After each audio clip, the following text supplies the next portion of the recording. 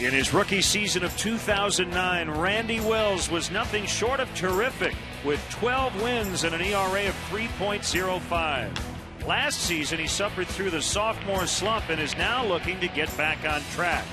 Coming off the DL, Wells makes his second start of the year. Next.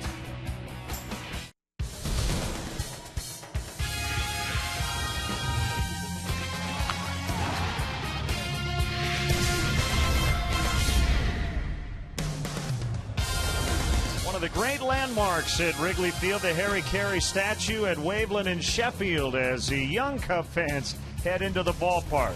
We're set for Cubs baseball on Comcast Sportsnet this holiday weekend series. It's Game 2 after the Pirates won 4-2 yesterday. Hi again, everyone. Alongside Bob Brenly, I'm Len Casper. It's warmed up a little bit. The wind for a turn is blowing out today, and the Cubs hope to get those bats going against a Pirates team that has really had their number. They've had their number recently. The Cubs had a real nice run of success against the Pittsburgh Pirates when the rest of the National League was beating up on the Pirates coincidentally. But over the last couple of years, the Pirates a much improved ball club, especially on the offensive side last year and the pitching side this year. The Cubs come into action today in 5th place, 1 game back of the 4th place Pirates. It'll be Paul Maholm, a left-hander for Pittsburgh. Unfortunately, Jeff Baker and Reed Johnson battling some day-to-day injuries, not in the lineup against Maholm. The Cubs have been good against left-handed starters. He's got a lot of wins, but a high ERA versus the Cubs. Yeah, the high ERA against the Cubs, but this season for the Pirates, he has suffered from a lack of support. 3 times they've been shut out, 3 other times only scoring 1 run while he was on the mound. Randy Wells comes off the disabled list. He had the forearm strain. This will be his first start since his season debut on April 4th. Yeah, nobody quite sure what to expect from Randy Wells. He was really good in that first outing of the season. His 2 rehab starts just so-so. So the Cubs looking to get back on track against a Pirates team that has beaten them 3 out of 4 times in this season series. Game 2 of this series is next.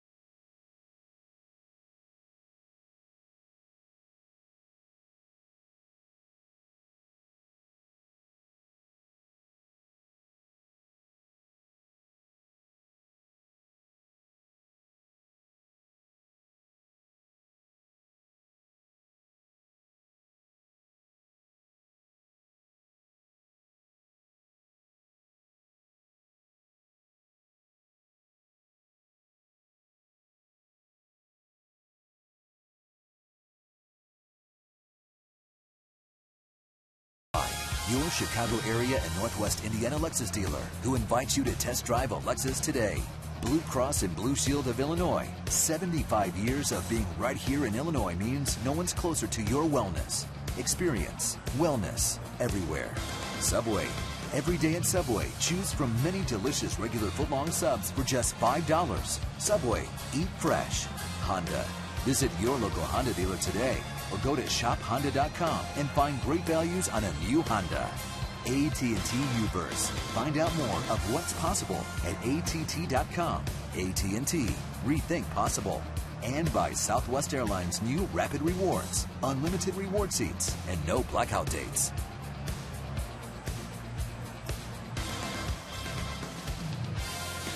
The lights are on, overcast, but it has warmed up as wind is blowing out slightly today. And just a few minutes ago, retired Major Ed Polito of the U.S. Army was honored, got a great ovation. He's a vice president of the Folds of Honor Foundation, a veterans charity which provides the spouses and children of the fallen and wounded educational scholarships.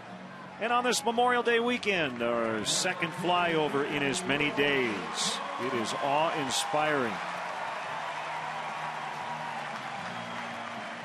It really is a special treat to come to Wrigley Field to watch a ball game and then to have a flyover, and the recognition, as you mentioned before the ball game, even makes it more special.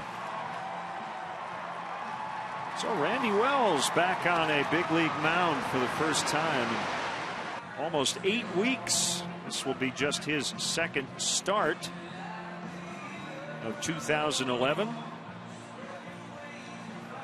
And let's look in on Clint Hurdle's Pirates Southwest starting lineup. They had been struggling in the run department. They got a little help yesterday on 2 Cubs errors and 6 walks by Doug Davis. Jose Tabata leads it off. Garrett Jones, a Chicago area native, is in right. Andrew McCutchen in center. Neil Walker has crushed the ball in this ballpark. Overbay at first, Pierce at third. You have Snyder, the catcher, former Cub Ronnie Cedeno at short, and the pitcher Paul Mahalem.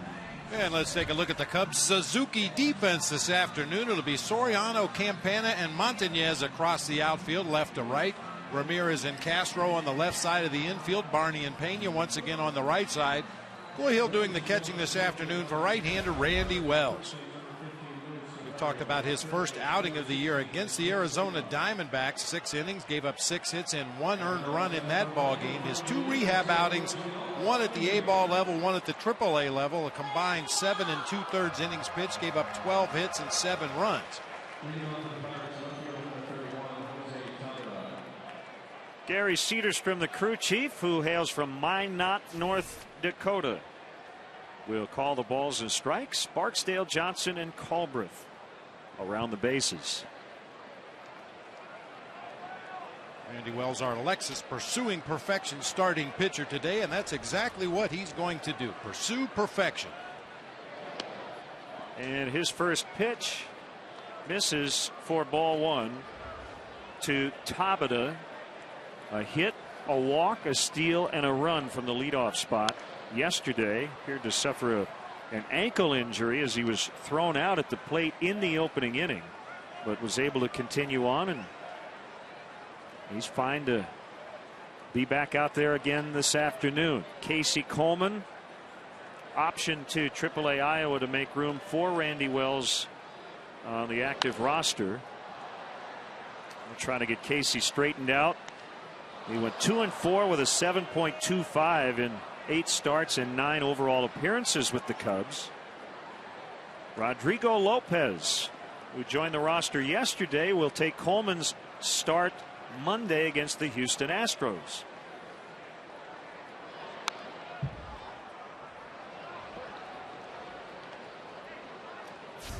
Here's your roster move as Coleman gets sent back to Iowa.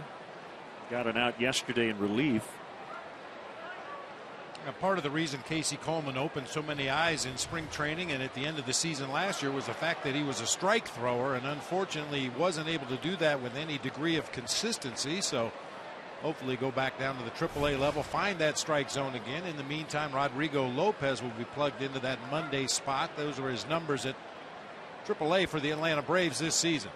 And it will be his 200th career major league start. In the dirt, 2 balls, 2 strikes to Tabata. Other injury news: Giovanni Soto expected to be activated tomorrow as he comes back from the groin strain. Played for Tennessee yesterday, will do so again today, and then we'll head back to Chicago.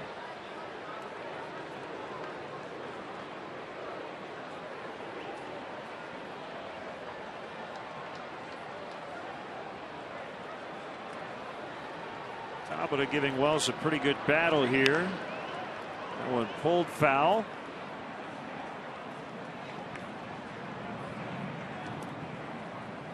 Pirates have really turned things around on the road. They have chronicled their road woes from last season. They won just 17 times in 81 tries. in 2010, but they're 14-12 this year.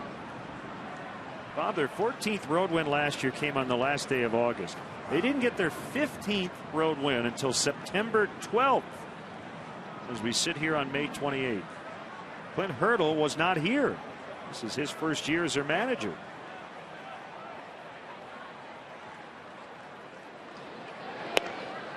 Missed on a close one, 3-2.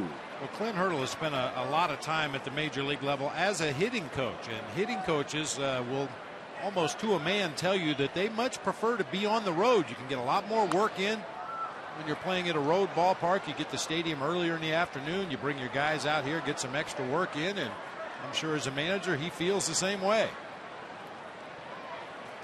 To take it even further, they have won 6 road series this season. They won 4 last year, 3 in 2009. So with their next road series win, they will have won as many as they did the last 2 seasons combined. There's a chopper on the short hop. It's picked up by Ramirez. And an 11 pitch at bat results in the first out. Wells will probably be held in that 80 to 90 pitch area today. They'll keep a close watch on him. Good battle that time. You see the slider on the outside part of the plate. Tabata rolls over the top and then stumbles out of the batter's box, giving Ramirez all the time he needed to throw across the diamond for the out.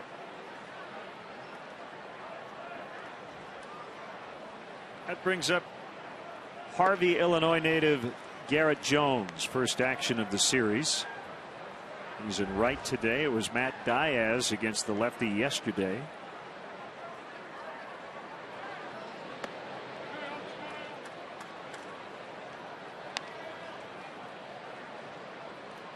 Two and 0 the count. Jones in the lineup not only because he's a left-handed hitter against the righty Randy Wells, but also has pretty good career numbers. 4 for 13 lifetime. That's a .308 batting average. A guy in the on-deck circle, a cool .545 lifetime against Randy Wells. That would be Andrew McCutchen.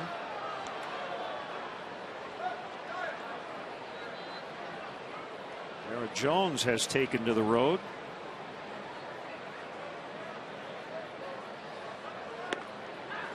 Caught the outside corner. 3-1.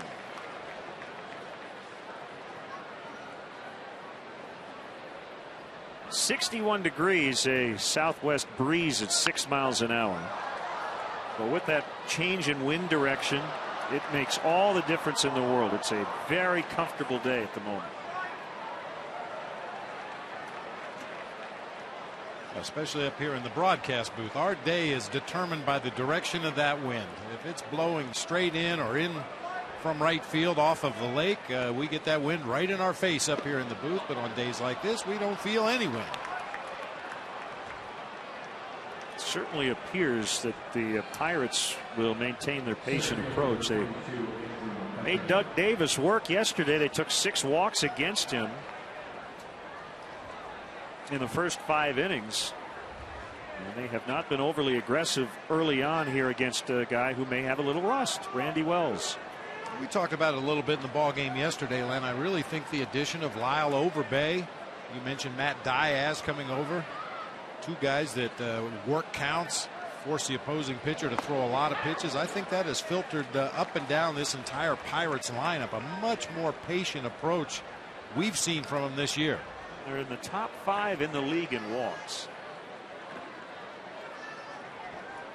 Cubs batters with the fewest in the league.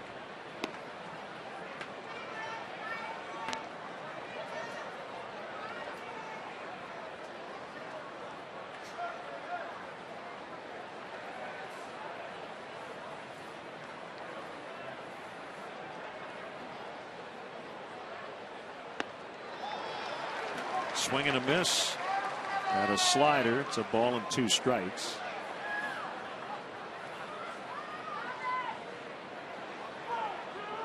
When anytime you have a pitcher coming back off the disabled list, you hope for good conditions.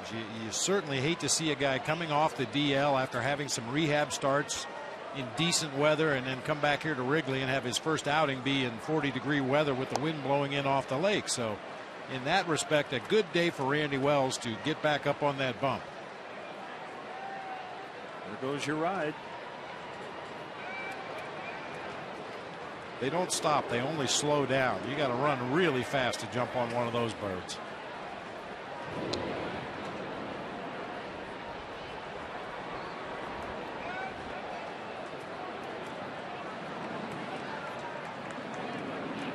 Two hits, a walk, two steals, and an RBI in the opener for McCutchen. Kick, the pitch, and it's popped up. And Montañez calling off Darwin Barney. Well, you've got to recalibrate things defensively if you're the Cubs, because everything in the first 4 games of this homestand up in the air was going to be blown back toward home plate. That is not the case today. Well, still would be a real good idea for the Cubs defenders to check those flags between hitters, maybe even between pitches, because as we know here at Wrigley, that wind can turn in a heartbeat, but right now blowing straight out to center field.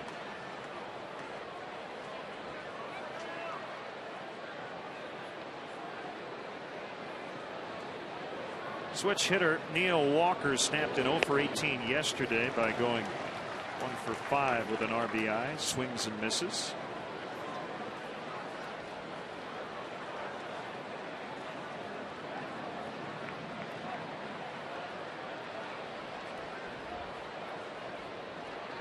Wells 2 in 1 lifetime and 5 starts against the Pirates. Jones takes off for second, and he's out.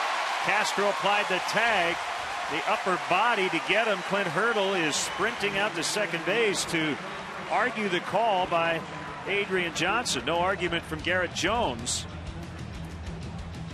We'll head to the bottom of the first. Pirates nothing. Cubs coming up.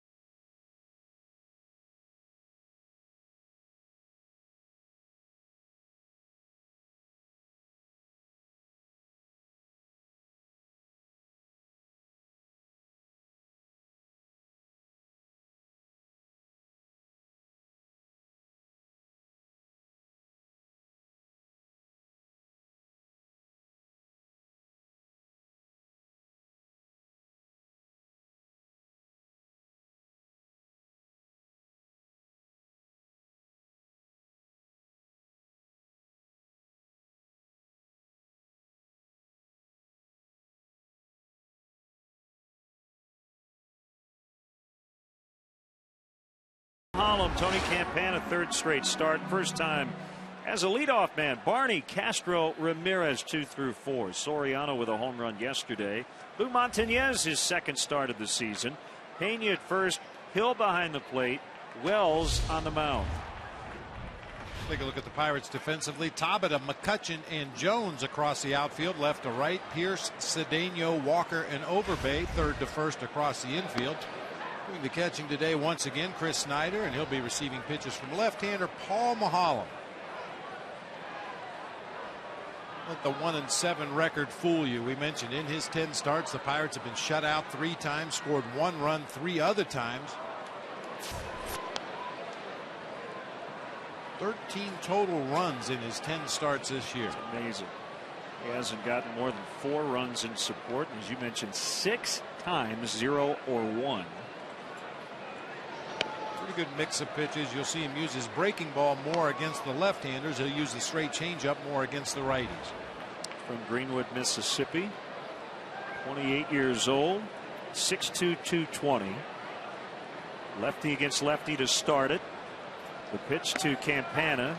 is a strike, 2-2. Reed Johnson dealing with a back issue. Boy, Mike Quade really wanted to have Reed Johnson and Jeff Baker in the lineup. They have combined to go 14 for 25 against Paul Maholm.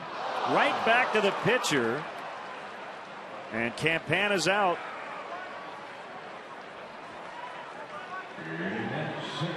Clint Hurdle came out to argue that caught stealing at second base. The throw tailed back toward first base, but Castro got there in a hurry, applied the tag to the left shoulder of Garrett Jones as he went past before he got his foot on the bag. And that time Adrian Johnson, the second base umpire, absolutely got it right. 1 out. It's Darwin Barney. Swings hard and hits it about 35 feet foul. Well, it's a really tough call for any base umpire. When the throw tails away from the base, you've got to split your vision, try to see when the tag is applied, and quickly pick up the foot, whether it's on the base or not. And that time Johnson got it right. I think the odd part about the argument from Clint Hurdle is it did not appear as though Garrett Jones argued at all. Cedeno gloves and gets Barney.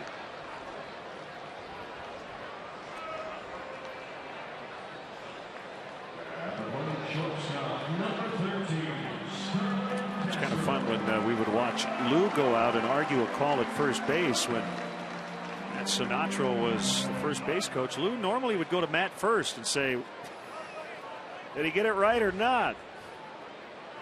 And only then would he argue with the first base umpire. And I think there was at least one occasion when Matt would say, I don't know if he got it wrong. The vantage point that a manager has from the dugout, especially here at Wrigley Field, is not really the best one in most cases to tell whether the call was right at any of the bases on the field. So you have to rely on your base coaches and your players to let you know when they feel an injustice has been done, so you can come out and plead their case. 0-2 on Castro. These have been the very friendly confines for him. Going back to May 10th, he has hit .514 at home. There's a 9-game hitting streak here at Wrigley. Just to finish the thought, Reed Johnson with the back, Jeff Baker with the groin, just hasn't really been able to get loose with this cold weather. And hopefully Baker will be back in the lineup maybe as early as tomorrow. He is available today off the bench.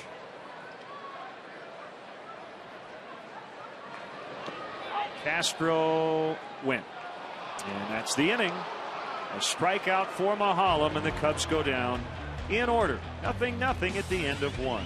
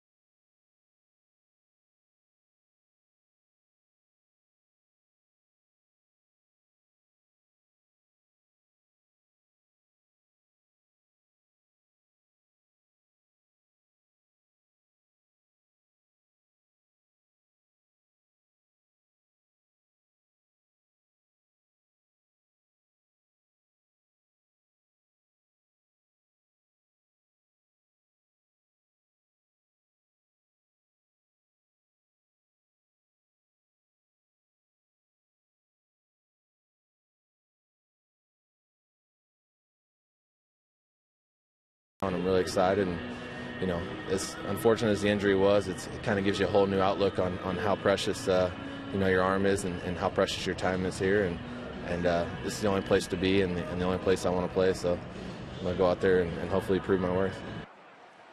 That's Randy Wells talking yesterday about this start. His season debut, if you can recall, against Arizona, 4-1 win. As he faces Neil Walker. Walker was in the middle of his at bat when Jones was caught stealing to end the first. Randy gave up a leadoff home run to Willie Bloomquist in the first inning and then shut down the D-backs for the rest of his outing. And then a couple of days later was diagnosed with the strain in his right forearm. Would go to the DL, and this is his first outing back. Cubs are hopeful that Matt Garza, who's on the disabled list with a right elbow bone contusion, will be back in the rotation as early as next weekend against St. Louis. Walker rolls one back up the middle for a base hit.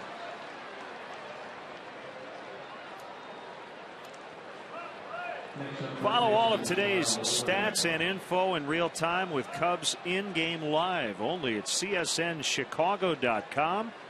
Brought to you by Honda.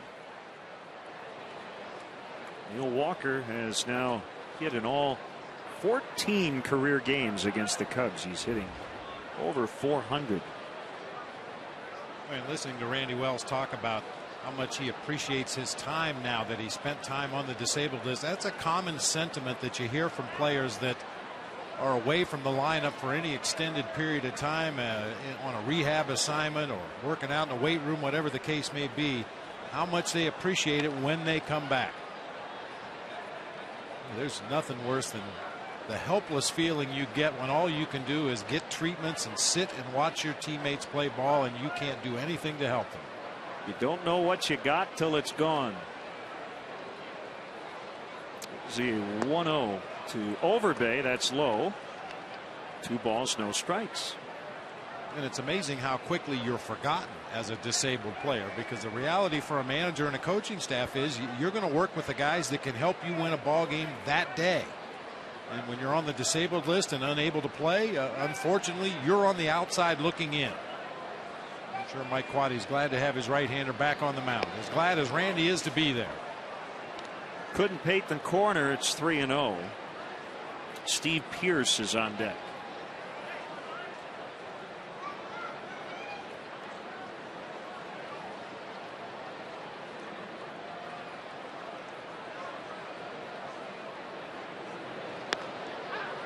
That's a strike.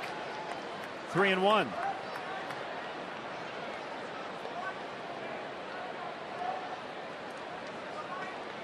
Two other early games we'll keep you posted on. The White Sox are in Toronto trailing early 3-0 in the first, and the Padres and Nationals scoreless in the second. Ball 4. Second walk issued by Wells.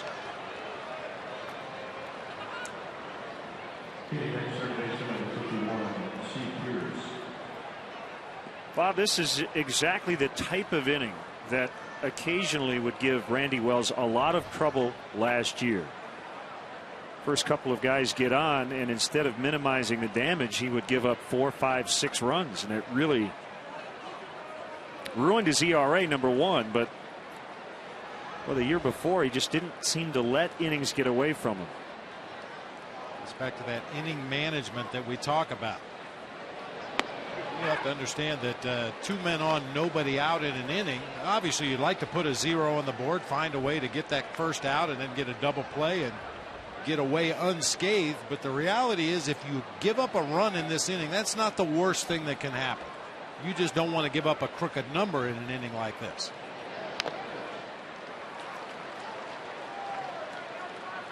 Oh, and 2 to Steve Pearce.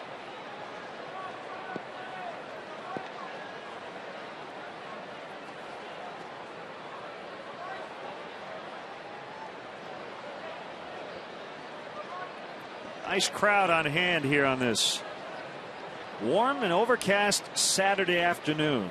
Memorial Day weekend. Cubs are 2-2 to start this long homestand.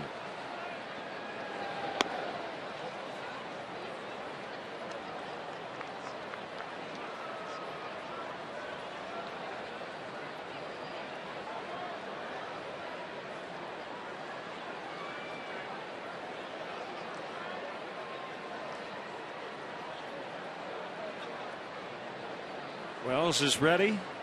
Quick look at second now. The 1-2 pitch, and Pierce couldn't help himself. That's a strikeout.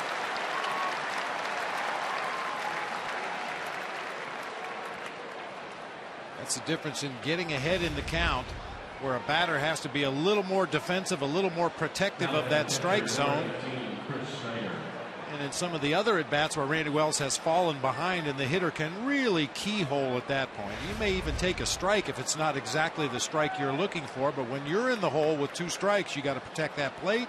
That time Randy Wells with a perfect slider off the outside corner for a check swing, strike 3. There's Snyder, the catcher. Reached base 3 times yesterday. He couldn't hold up on a check swing. Nothing in 1. He walked twice, singled, and scored a run.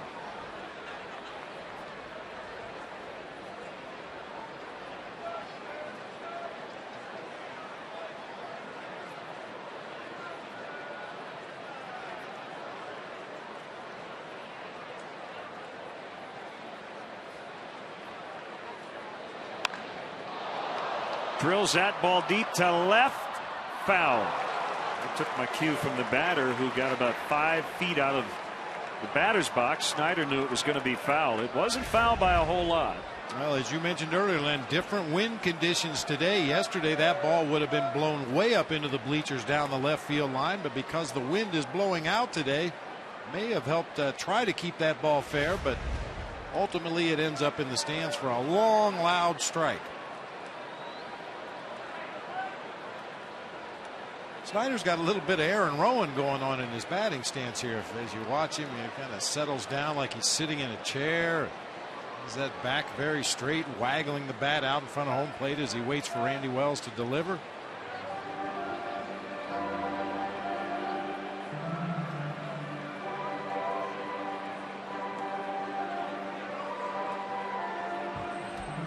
Couple of pitches to play with here if they choose to. No 2 count. You can go up the ladder with a fastball, possibly see if you can get Snyder to chase. At worst, you change his eye level looking at a high fastball. You could go ahead and try to put him away on this 0-2 pitch with a hard slider low and away.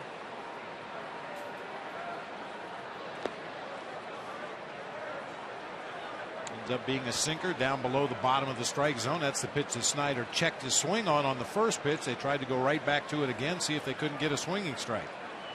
1-2 with Ronnie Cedeno on deck.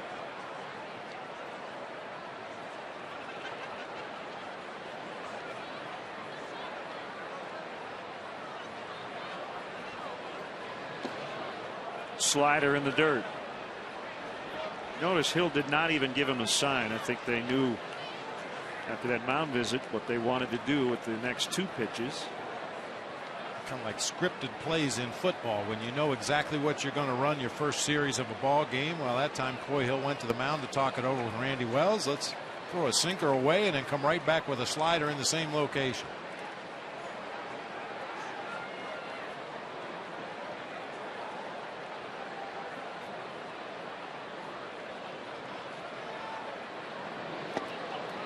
Inside, you see Cedeno pulling a Todd Helton. He's trying to get as close to home plate and see the action of Randy Wells' pitches as well as possible. I would imagine, Bob, if the Cubs complained, Gary Cederstrom probably would shoo him back to the on-deck circle. He's 25 feet away from him. Yeah, Ronnie Cedeno looking for any edge he can get. He's 0 for 8 lifetime against Randy Wells, trying to sneak up there and get a look at some of those pitches before he gets in the box. Called strike 3 on a slider.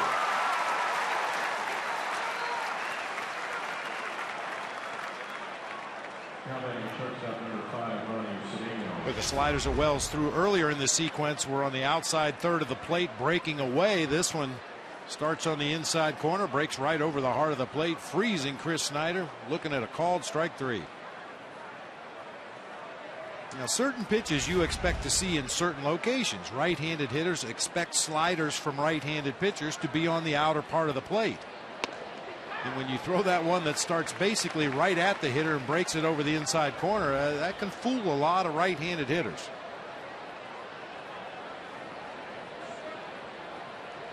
There's 2 reached, but they're still at first and second.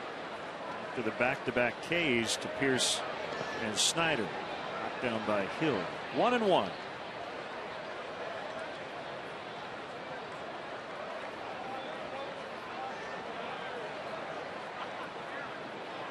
Oh, the balmy temperatures today. I know today you're going to go jump into Lake Michigan after the game.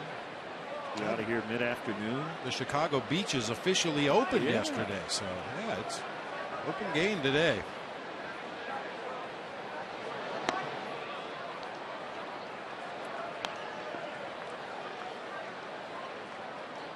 Although I don't think just because the beach is open, the water got any warmer.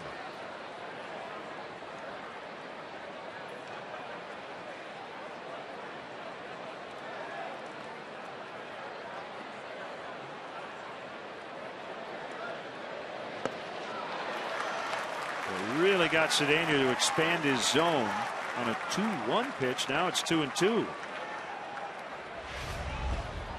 The pitch selection was never Ronnie's strong point as a member of the Cubs. He would chase a lot of pitches out of the strike zone, both up and away.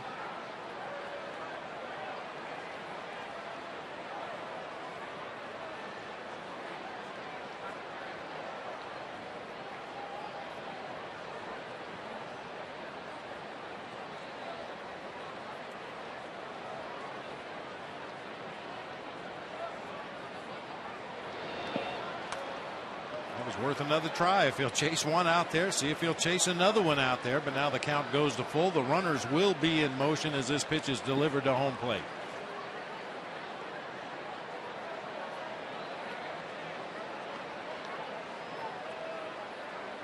Walker the lead man at second. Overbay is at first.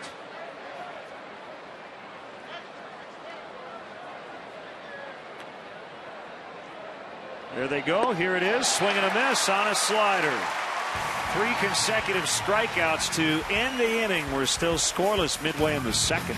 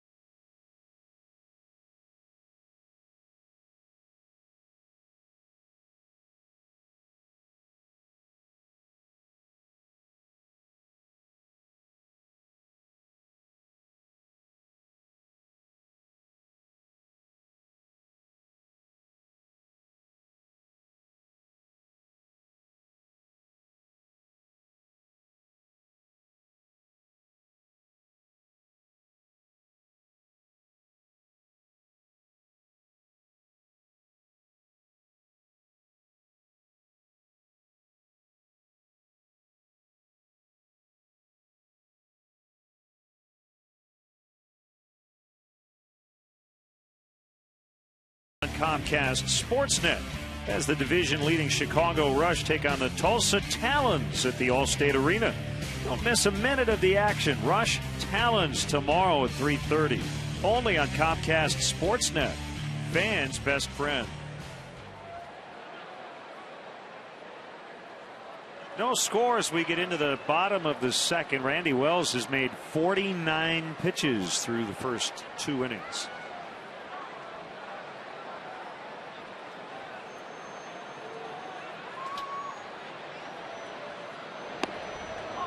Ramos Ramirez looks at ball 1 outside. You know, Len, we pay close attention to the pitch count, especially when a guy's coming back off of the disabled list. Certainly the pitching coach keeps a close eye on that pitch count, but on a day like this, the guy's in the bullpen monitoring pitch count as well. This is McCutchen, and that's the first out.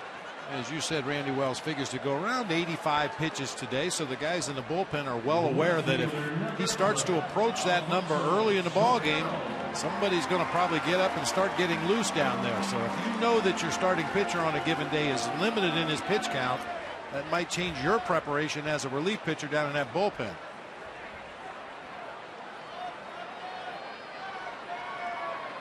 Soriano trying to get the Cubs back into the game. Unfortunately, a little too late. He had a 2-run shot off Joe Beimel, who, by the way, was put on the disabled list today with a left elbow issue. He has left elbow inflammation. For Soriano, his first home run since May 2nd.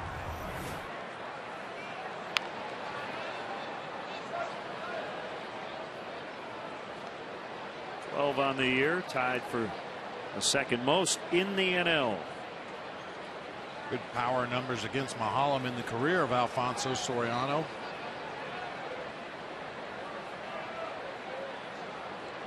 Home run leaders Jay Bruce with 14.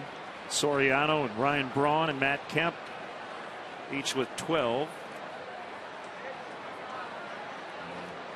Everybody chasing Jose Bautista of the Blue Jays with 19. Make that 20.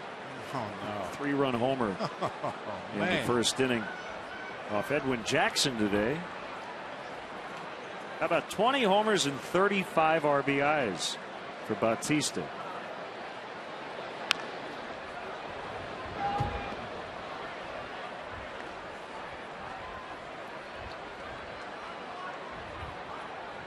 Three and two with Lou Montañez on deck. That was a brave man coming to the ballpark with a t-shirt and shorts on, but he's okay.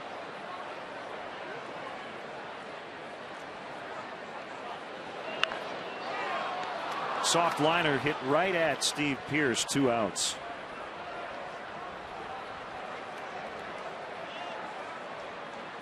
Hey fans, couldn't get tickets to the Yankees, White Sox, or Cardinals series here at Wrigley? Cubs Destination has spots available for these highly anticipated matchups. All standard packages include great tickets, first-class hotel accommodations, a special Cubs gift bag, a tour of the ballpark, and a private meet and greet with a current Cubs player. For more information, visit Cubs.com. Second start for Lou Montañez in right. He was selected from Iowa prior to the game Tuesday night. Got the start, had 2 hits, knocked in the game-winning run. Hit well, but McCutchen will make the grab right at the edge of the warning track. That ball was struck well by Montañez. 6 up, 6 down for Paul Mahalam. Zeros after 2.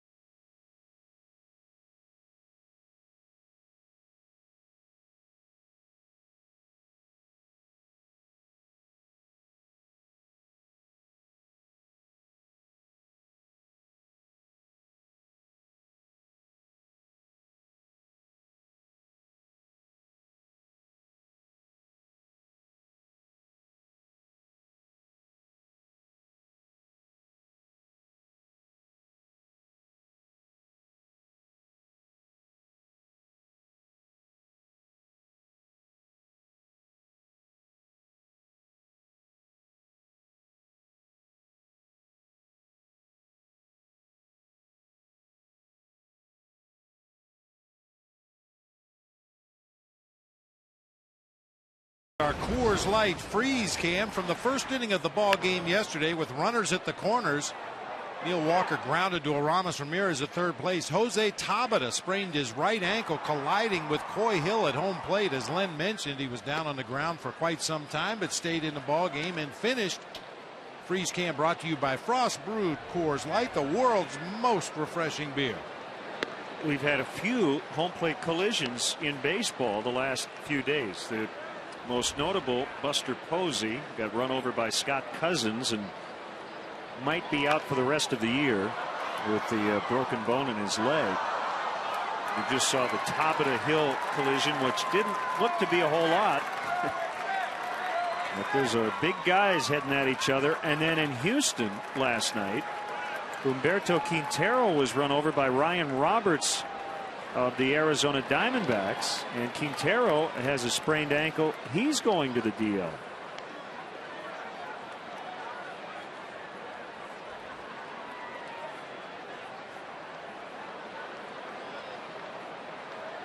A spate of ankle injuries. Yes, indeed. And a hue and cry from those on the perimeter of the game of baseball, talking about changing rules to protect catchers and force runners to slide into home plate. And I think all the furor will pass as quickly as it came up. We talked about it the other day. It was a backup catcher for a team that's in last place. Nobody would have raised a peep about changing the rules, but because it was an MVP candidate, Buster Posey, now we need to change the game. So Wells has now fanned 4 in a row. Don't miss the action as the Cubs host the Astros on Monday, Memorial Day, here at Wrigley Field. Game time is 1:20. Be sure to arrive early. The first 10,000 fans will get a Cubs compressed T-shirt. Compliments of Constellation Energy, energy provider to Wrigley Field. Visit Constellation.com to learn what you can save. And Bud Light Bleacher Series continues on Monday. You have a chance for 2 T-shirts. If you're one of the first 10,000, you get the T-shirt we just mentioned.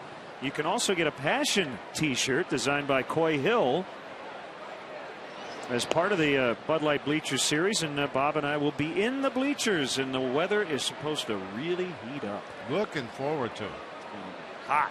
We always have a good time out there with the bleacher bums, especially when the weather's nice. It will be Rodrigo Lopez's Cubs debut as he will get the start. Another nice pick on a short hop by Ramirez, and the second time against Jose Tabata.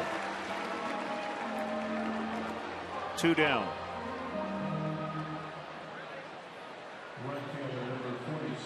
As Garrett Jones makes his way to the plate, we'd like to wish a happy 12th birthday to Luke Reed here at the ballpark today.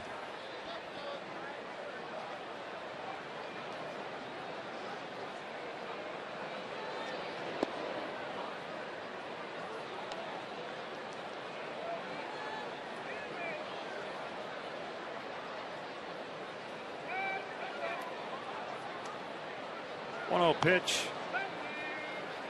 Now 2-0. Jones walked in the first, but was later caught stealing. Speaking of Buster Posey, while the Giants are not going to flat out say that he's out for the year, Posey himself has conceded that it is likely, in fact highly likely, that he's done this season. Would lead you to believe that the Giants, a team that sits atop that Western Division as we go into play today and figures to be in contention all year long, would probably be out there shopping for a catcher.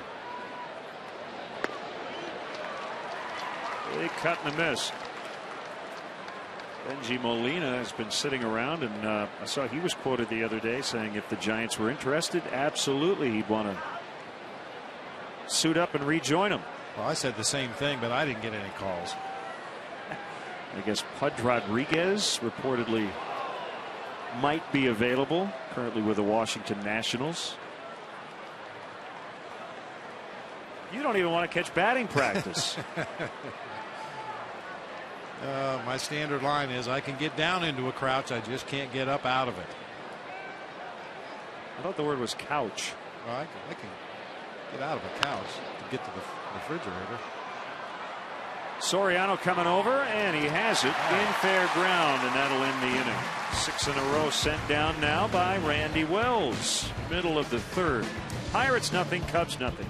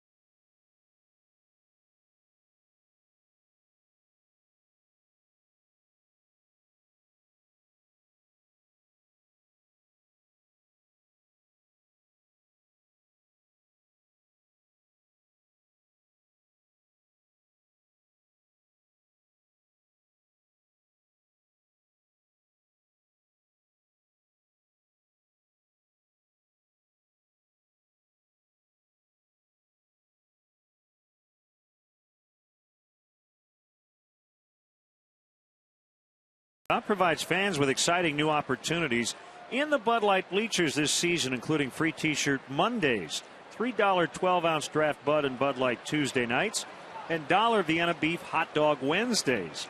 Tuesday night special also available in select locations in the Seating Bowl. For more info and to purchase tickets, visit Cubs.com, and there are bleacher seats still available for Monday afternoon, Memorial Day, against the Astros at 1:20.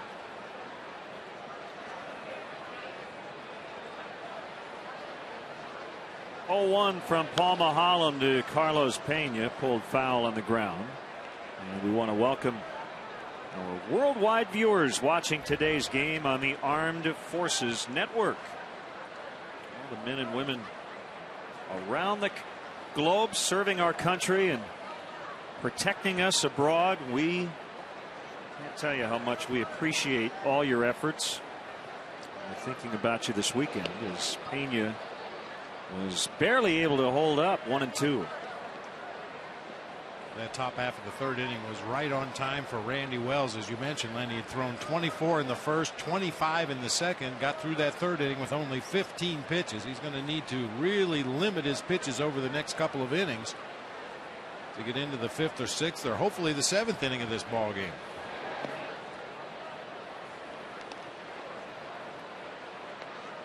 Easy to do, but Paul Maholm is trying to get Carlos Pena to expand his zone. Pena has walked in 14 of his last 16 games, and he's now hit a home run in 6 of his last 21 after not hitting one over his first 25 of the season.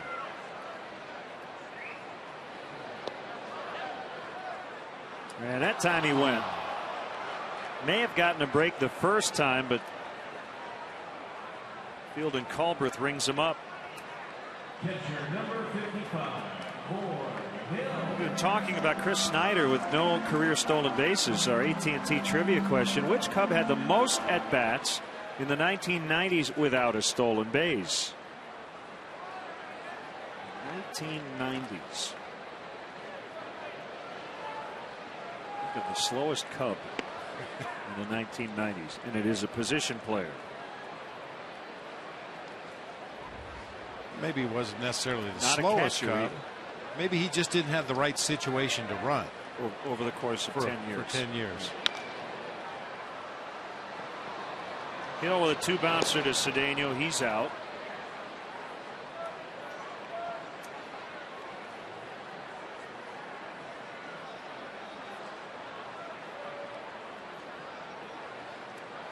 bring up Randy Wells.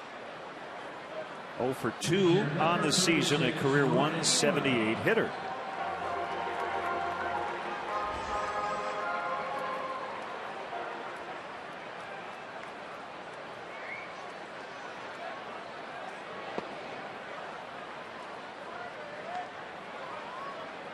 I'm just thinking of guys who were here for a long time in the 90s. Can't be Mark Grace.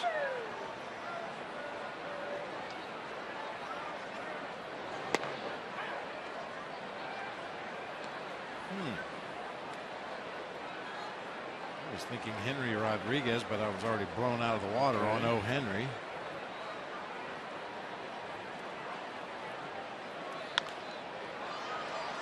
Be charged by Walker, and that'll end the inning.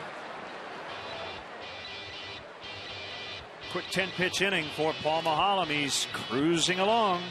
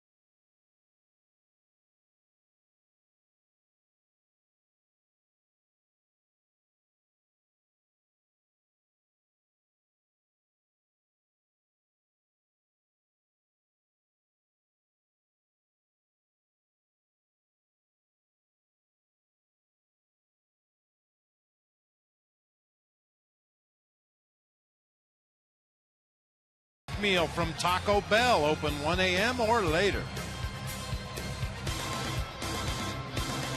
Well, a hint to the AT&T trivia was a big contributor in 1998. My first thought was Gary Gaetti, but I thought, he didn't play with the Cubs that long, just 2 years, and that is the answer. Gary Gaetti with 408 at bats and no stolen bases. So we go by decade.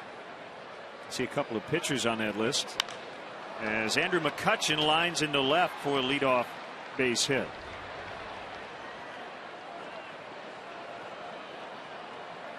Basically, Bob, it's very difficult to go several years without a stolen base if you're a position player. Henry Blanco with just under 600 at bats in this just completed decade. You would think somewhere in that many at bats there would be a hit and run where the catcher mishandles the ball and you're credited with a stolen base. Back end of a double steal, perhaps. Somewhere along the line you think you might be able to nab one, but not the case.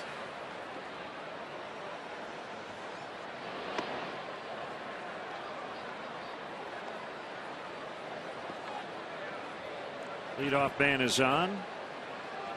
And a 1-0 count on Neil Walker. And a nice note from Daily Herald columnist and former Cubs beat writer Barry Rosner watching today, and his contribution was Steve Buechele. In case you're wondering, Steve Buechele, it's not a bad guess, had almost 1,300 plate appearances with the Cubs over the course of 4 seasons and only had 3 stolen bases.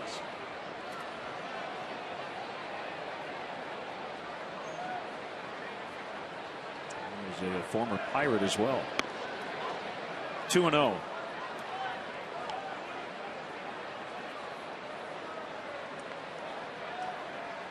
Walker's been an excellent RBI man.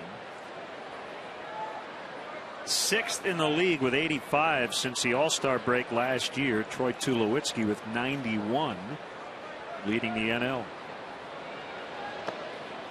Chased a changeup. 2-1. We talked about Randy Wells' first start of the season against the Arizona Diamondbacks, and that was a pitch that was working really well for him in that start against the Snakes. That straight changeup really become a go-to pitch for him, especially against left-handed hitters.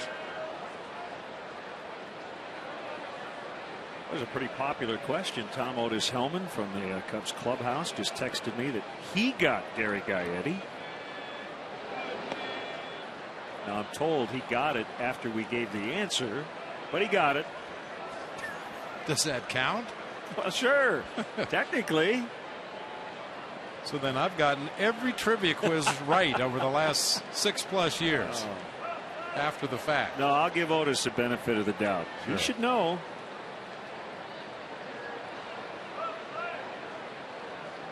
Long pause. The Cubs smelling a possible steal attempt from McCutchen, who stole second and third in the 6th inning yesterday in a 3-1 count.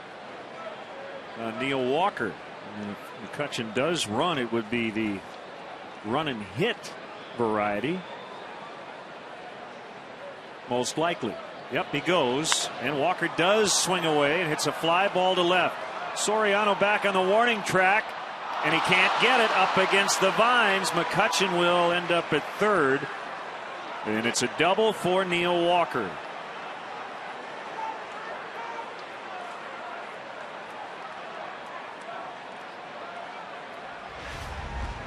Ball was in the air a long time, carrying to left center field. Soriano kind of paced himself on that warning track, tried to make the leaping catch, comes up just a little bit short against the vines out there.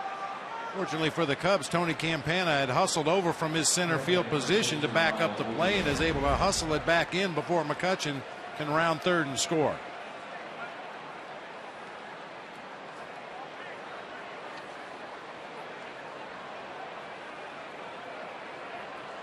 Wells got out of a first and second no-out jam in the 2nd inning, but this time it's 2nd and 3rd no-outs and a little higher in the order.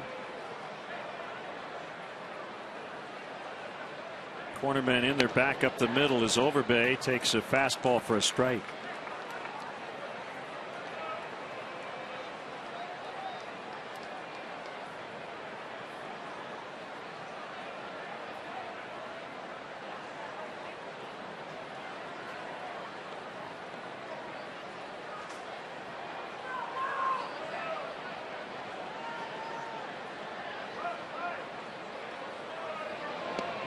Swing and a miss on a change.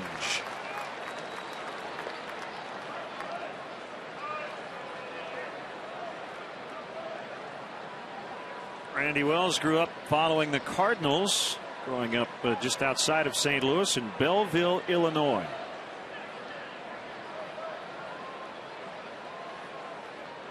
He's a converted catcher. Swing and a miss.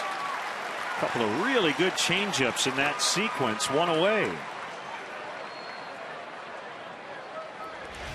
When you get a guy hungry to drive in some runs with men at 2nd and 3rd, you show him what looks like a fastball to the hitter. The arm action says fastball. The velocity on the pitch about 10 miles per hour slower than a fastball, and Overbay could not hold up.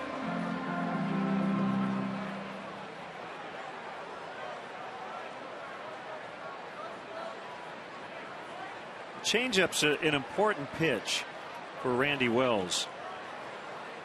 I'll have to ask him, early in his rehab and when guys are coming back from any sort of injury, particularly an arm injury, you can't throw breaking balls. That's a really good opportunity to work on your changeup. It's funny how that works when guys find themselves on the DL because of some kind of an injury or another kind of an injury, whatever the case may be. And have the opportunity to work on their secondary or tertiary pitches, whatever the case may be, and they come back from the DL with a whole new arsenal. Pierce with a base hit. The Pirates will get a couple. Campana's throw airmails Pena, and then the throw back gets into center. Pierce is not going to try to advance. That's an overly aggressive throw by Tony Campana. He's got to hit the cutoff guy. He really did not have a chance at Neil Walker. 2-0 Pirates.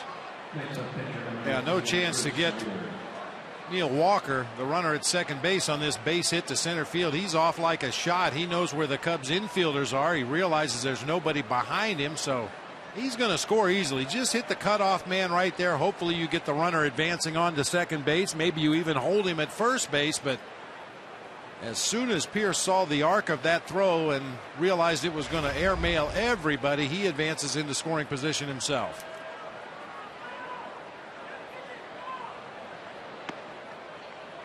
Slider low and outside to Snyder.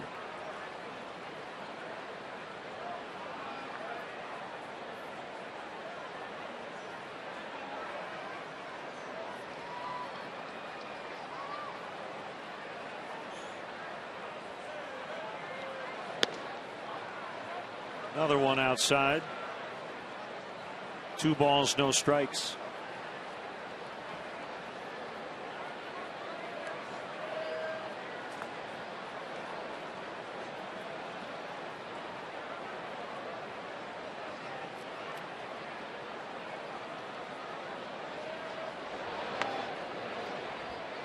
Nothing but sliders in this at bat.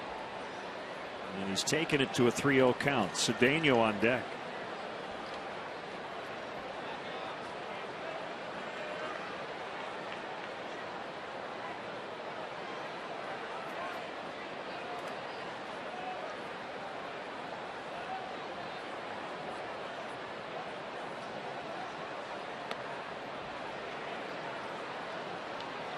That's the 3rd walk issued by Wells.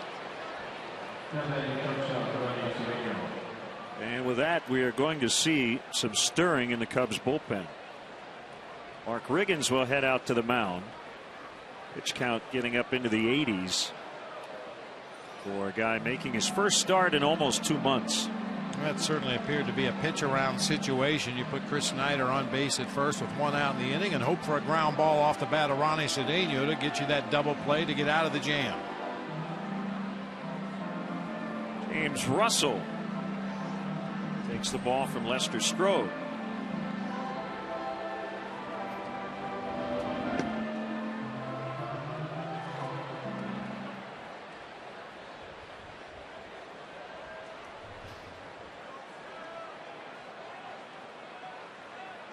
Gives us a chance to look around the majors from late last night. Arizona getting back into that NL West race. Trailing 6-0 at one point. They would come back and beat the Astros 7-6. Juan Miranda with 2 home runs. The Reds with just their 2nd win in their last 10, as Mike Leake came back from the minors and got the Reds' first win by a starter in almost 2 weeks. They beat the Braves in Atlanta.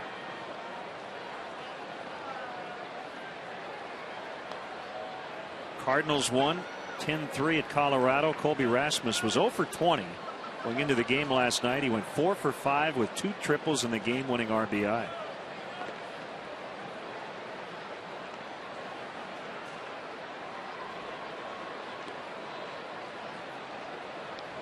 One-0 pitch to Cedeno. Fly ball out in the deep right center. Campana chasing after it, and that is gone. It's a 3-run homer for Ronnie Cedeno, his 2nd of the year, and it's a big one, a 3-run shot, and it's now 5-0.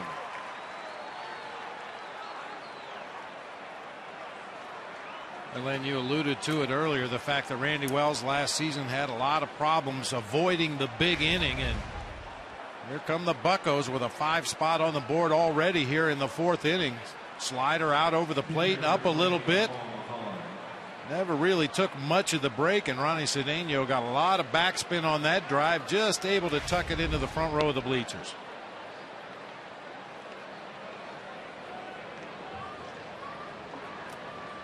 We talked about Cedeno having a rough month of April and has been hitting in the 300s in May. Clint Hurdle has been asked about moving him up in the lineup. He's been hitting 8th, and Hurdle's point is he's comfortable there. I'm going to leave him right where he is. And it pays off in that at bat.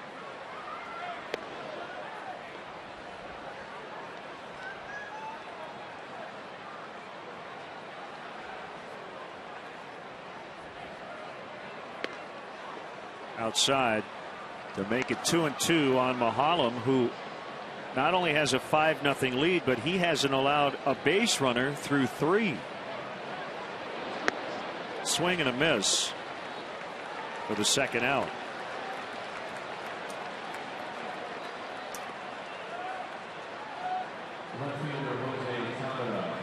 Watch the Cubs take on the Astros on Wednesday at 1:20 to wrap up the homestand here at Wrigley. Be sure to arrive early. The first 10,000 fans get a Cubs watch. Compliments of Wrigley. For more info and to purchase tickets, visit Cubs.com. 8th batter of the inning. It's Jose Tabata, and he swings away and fouls into the upper deck.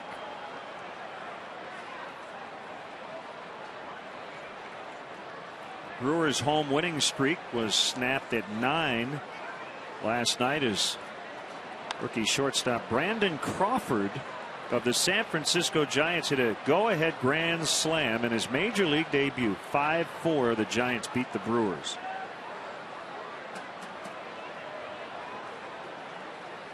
I have to say that was a much needed win for San Francisco after dealing with all their injury news.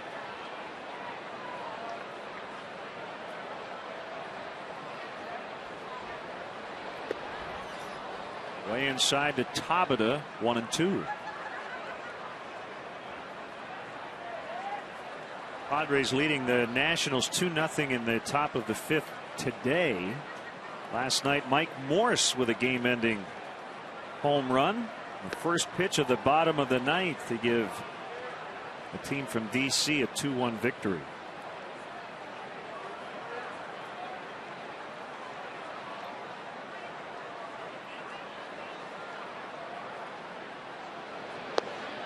Full count, 3-2. Wells has to be getting very close to the end of the line today. You've got a lefty on deck, Garrett Jones, and you have a lefty ready in the bullpen in James Russell. Mike Quaddy would love to see Wells get through this inning, and he does by notching his 7th strikeout of the day, but he gives up 5 in the inning. It's 5-0 Pirates.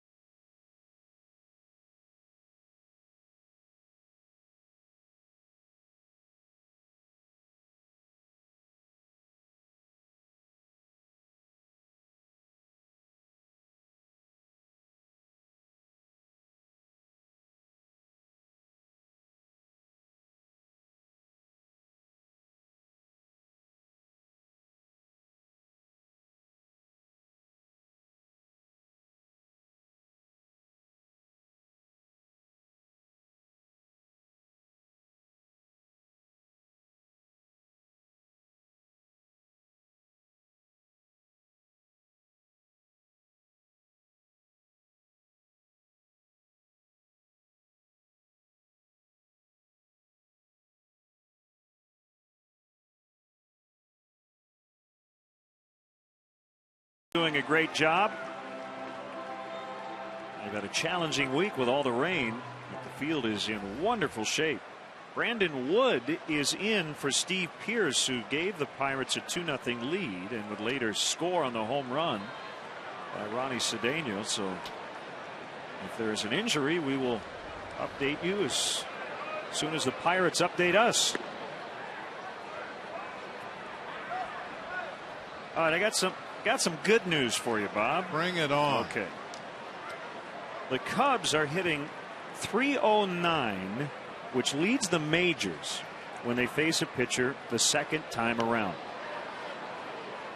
And they need it, because the first time around they hit 0 for 9 against Paul Maholm in the first 3 innings. Oh, that's a good number. We like that number.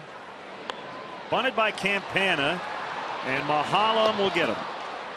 However, if you look at Paul Maholm splits, the first time, or rather the first plate appearance against him in a ball game, hitters are averaging .295. Second plate appearance, it drops down to .193, and then third plate appearance .246. So something's got to give here today.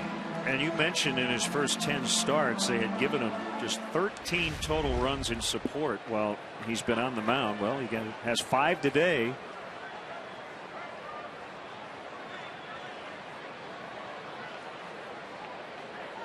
Darwin Barney takes ball 1.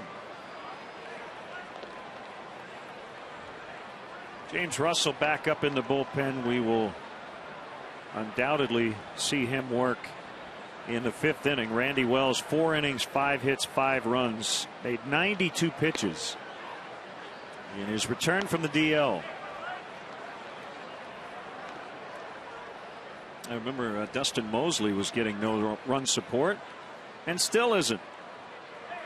Imagine there'd be a lot of Padres on that list. Long run, Garrett Jones. He will get to the spot for the out.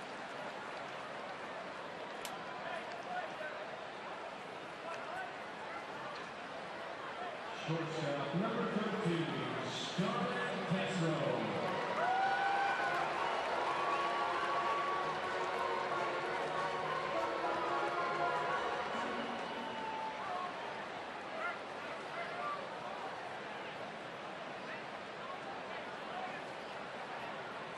Two quick outs, and it's Starlin Castro.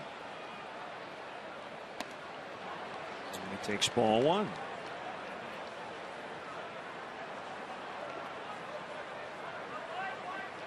Numbers better lately for Castro, hitting 3rd.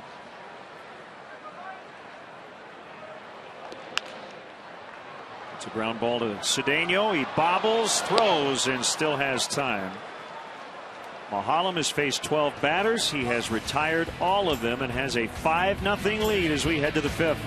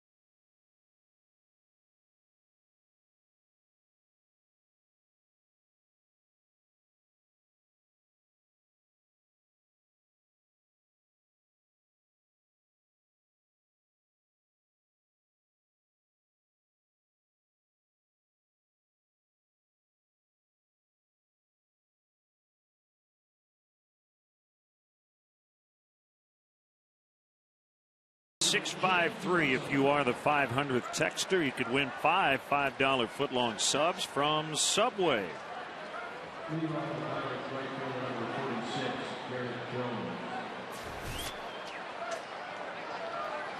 Here's James Russell. We talked about him yesterday. Been a lot better in relief than as a starter. Faces Garrett Jones, ball one.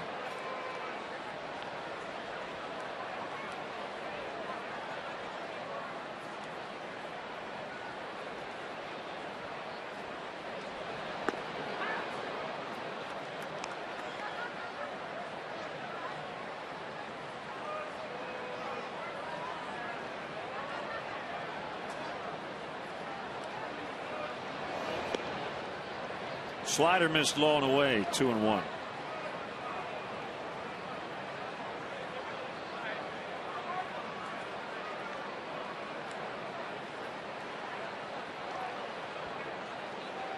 Setting up shop in that outside corner again. Nice slider. And it's 2-2. Wish there was better news on Gary Carter, the Hall of Famer. Talked about tumor in his brain. Well, the latest update, it appears as though it's malignant. Montañez was playing back. That ball lined all the way out to him for the out. Time now for our Xfinity high-speed action. We've had a couple of flyovers. The F-18s came by yesterday and they were cruising. Woo. Well, the pedal to the metal yesterday. By today at idle. Very slowly, much more quiet today, but yesterday they came streaking over the lake, right over the ballpark. What a show. Strike to McCutchen. So again, we send our best wishes to Gary Carter, 57 years old. He just finished his second year as the baseball coach at Palm Beach Atlantic University. Last weekend found out he had 4 small tumors on his brain, and one of them, again, apparently malignant, but in good spirits, good physical condition. Gary Carter with his family right now in South Florida. We wish him nothing but the best. Absolutely. Good luck, kid.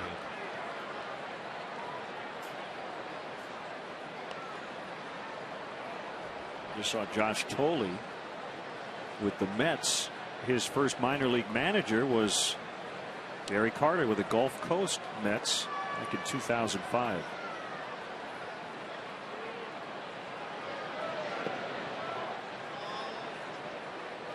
One ball, 2 strikes.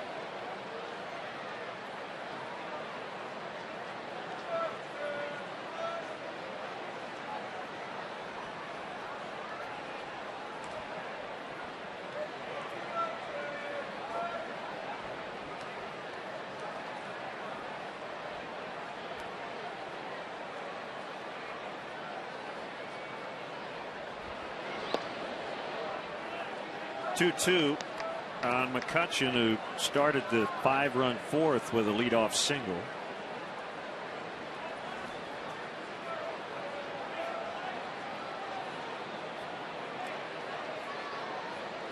Wind in the pitch. One hopper. Nice play by Castro. Excellent body control. Tried to soften the blow by kind of leaning back toward left field to field that hard hit ball, and then threw out the speedy McCutchen. But this is where that saying we use all the time about slowing down the game really comes into play. It would have been easy for Starlin Castro to panic and wheel around and throw blindly toward first base, but made sure he had his feet underneath him, picked up his target, and threw a strike to Carlos Pena for the out on a speedy runner.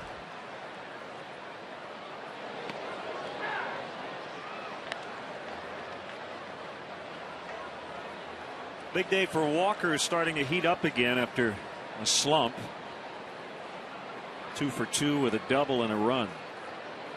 Why do you get the feeling Neil Walker and Garrett Jones and Andrew McCutchen circle the calendar when they see they're coming to Chicago?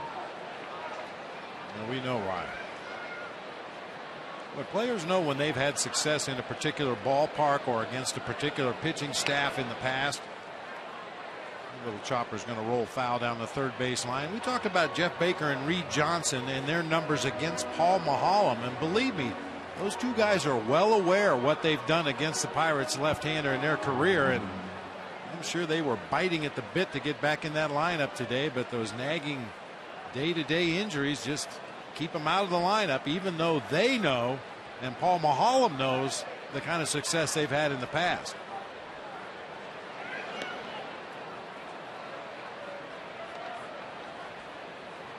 I think bench players, even more so than starting players, know what they've done in the past against certain pitchers, because you look forward to those days as an opportunity to get in there and get 3 or 4 or 5 at bats against the guy you've done well against in the past, and when you're not able to do that, it feels like a missed opportunity.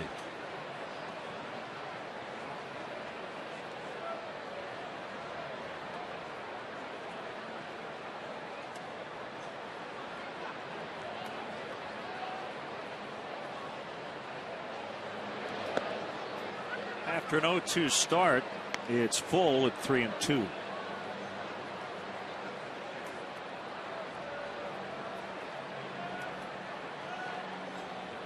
Pirates already in the middle of their order the third time around. Cubs with 6 guys who only batted once in this game.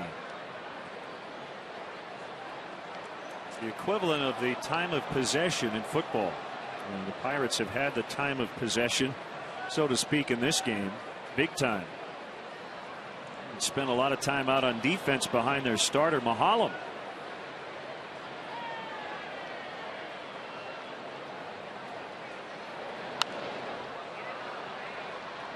Second start for Maholm here, and we should note that the last time, which was the second day of the season, he left the game with a 3-0 lead and the bullpen couldn't hold it.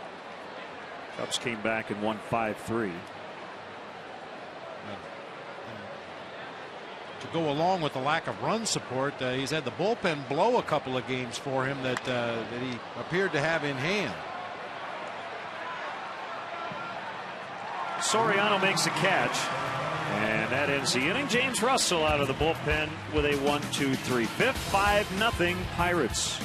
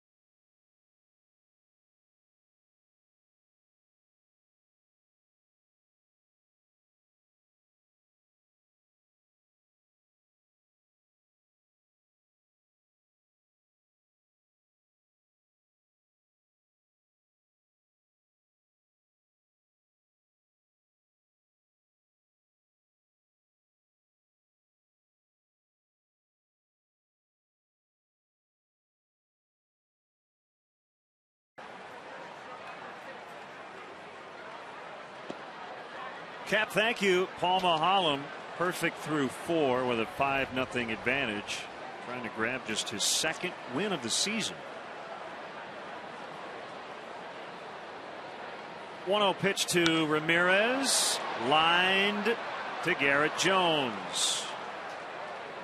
Cubs have hit a few balls hard, but right at defenders. Soriano lined out softly, though, to Pierce in the second. Only win for Mahalam came against the Nationals over a month ago at PNC Park. 7 innings, 2 runs. He's lost his last 4 decisions since.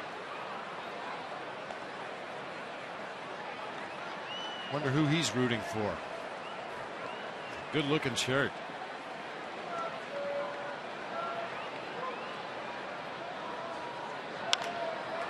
To center and deep. McCutchen starting to run out of room. The leap, he can't get it as Soriano has a double to break up the perfect game. It comes with 1 out in the 5th inning. McCutchen had a shot at it.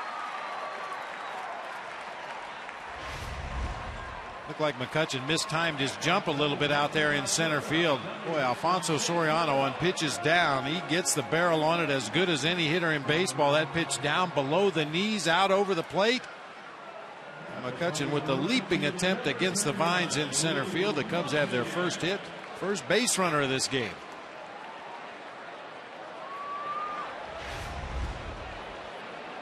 Montañez lined out. His first time.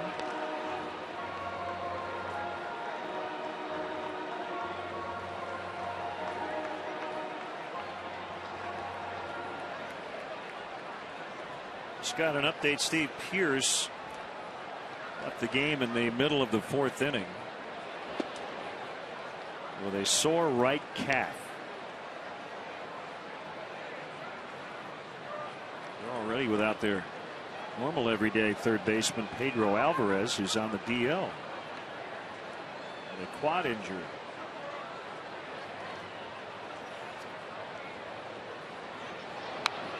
Swing by Montañez, fouled back, 2-1. Would have been right there.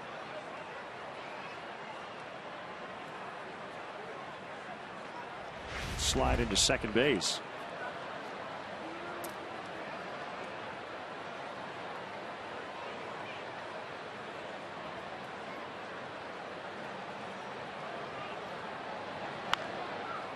Slow roller past the mound, and it'll be a base hit for Montañez.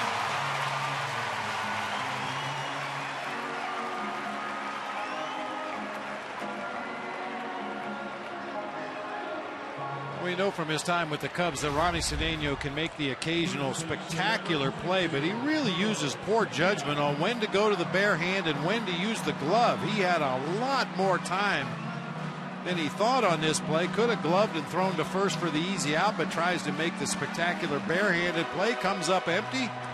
Cubs have an opportunity here against Mahalam.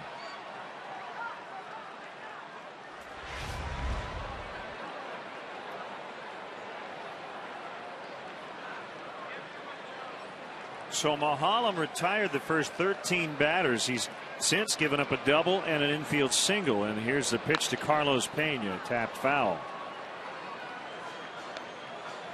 Wind has died down. It's blowing out, but barely at the moment.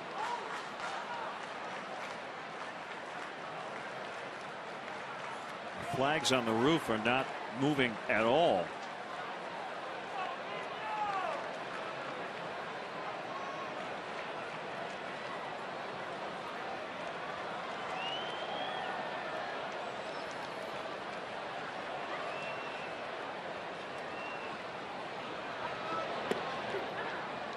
Oh, 2 to Pena.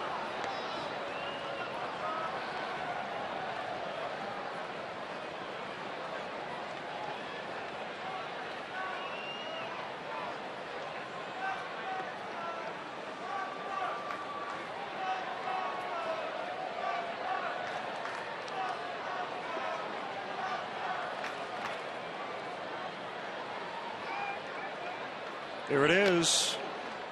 Fouled in and out of the mid of the catcher, Snyder.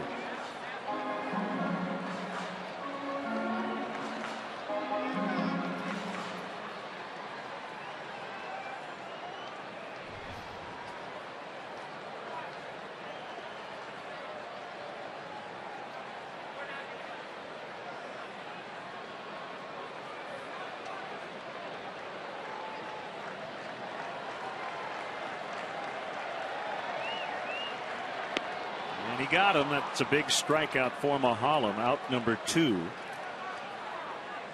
Pena has fanned both times. Watch Comcast Sportsnet game replays on demand with Xfinity TV from Comcast. Don't miss the action. Call 1-800-XFINITY today. It's up to Coy Hill here.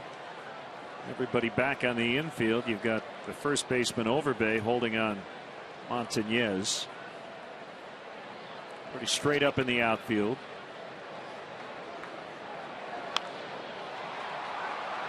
McCutchen in center, and the inning comes to an end. Cubs get their first 2 hits, but still have not scored. After 5, they trail 5-0.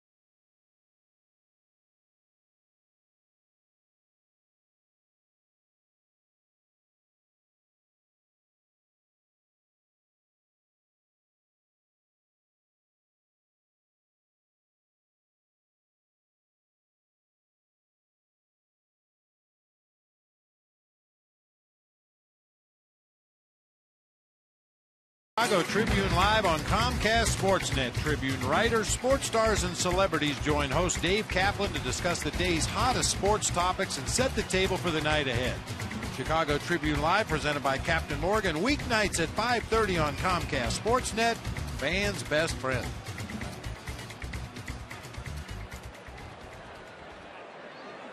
Young Cub fans hoping their team can come back, trailing 5-0 as we get into the 6th inning.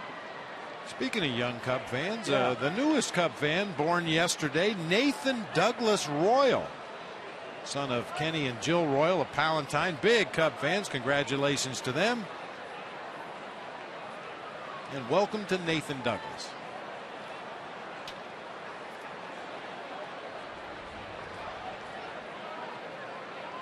Lyle Overbay against James Russell. Big blast in this one. Ronnie Cedeno's 3-run homer, making it 5-0 back in the 4th inning.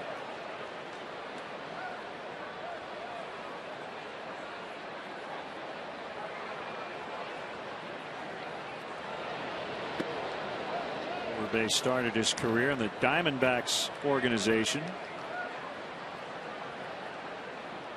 He could always hit. Almost 340 in the minor leagues before sticking in the bigs for good. Campana is just going to watch this baby go right in front of the batter's eye in the juniper bushes as Lyle Overbay makes it 6-0. Talked about him in April. He's a doubles machine, but every once in a while he'll do that. You mentioned his minor league average coming up with the Diamondbacks. There was some question as to whether he would ever hit for any power. Good doubles hitter, good singles hitter, and when he gets a pitch out over the plate like that where he can extend his arms, he proved right here he can do some damage deep to straightaway center.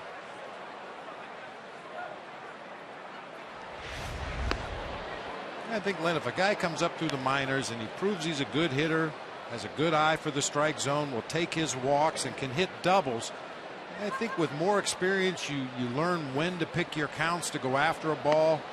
You learn the opposing pitchers. You learn which ballparks give up more home runs, and I think the home run totals are bound to go up, and that's been the case for Lyle Overbay as his career has progressed. You can generally count on 15 to 20 from him. That's his 127th career homer.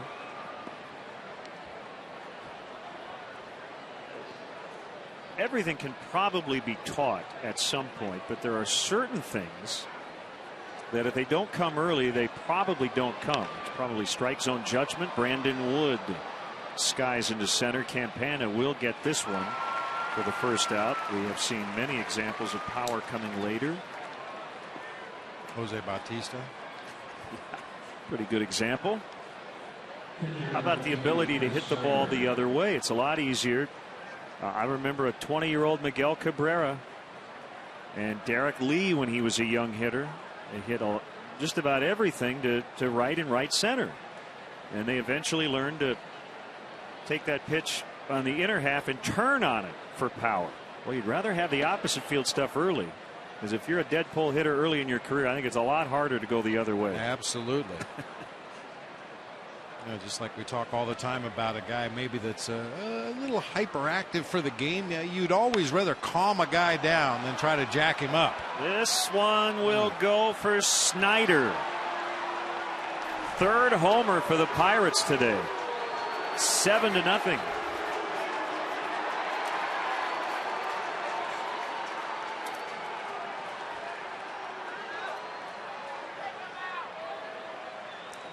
Sixth career homer here at Wrigley for Chris Snyder.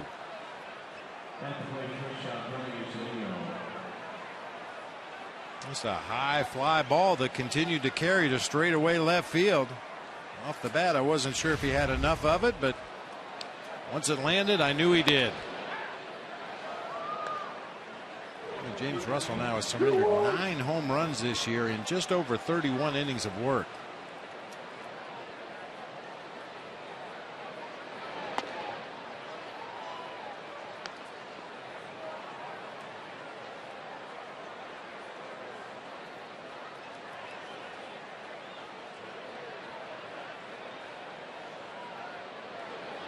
Pirates are not a big home run hitting team. They came in ranked 12th in the NL. In fact, tied for 12th with the Cubs with 36. They have out homered them 3-0 today. Andrew McCutchen, the center fielder, leads the way with 8 home runs on the season.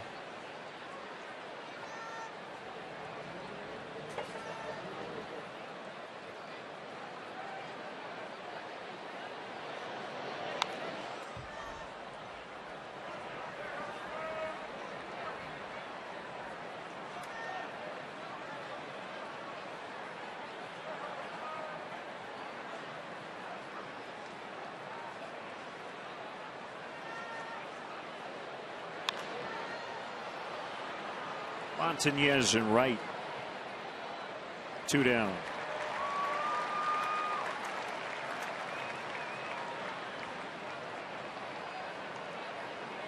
Want to see a Cubs game from the front row at Wrigley Field? Now you can. Visit Cubs.com and click on the CBOE front row seats auction to bid on tickets in the front row behind home plate and along the first base line. Front row seats will be auctioned off to every game all season long. Don't miss your chance. Go to Cubs.com. Check out the CBOE front row seats auction today. The beneficiary of all these runs, Paul Maholm.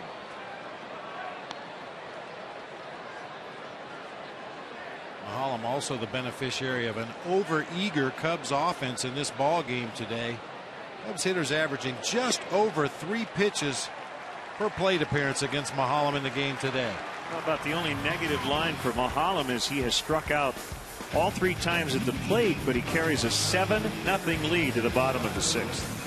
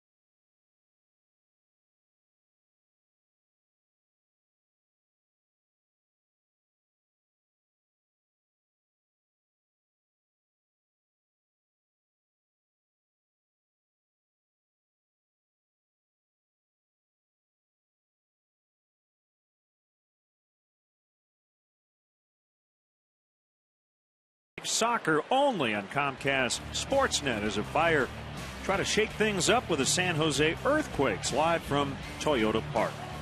Fire Earthquakes tonight at 7:30 on Comcast Sportsnet, fans' best friend.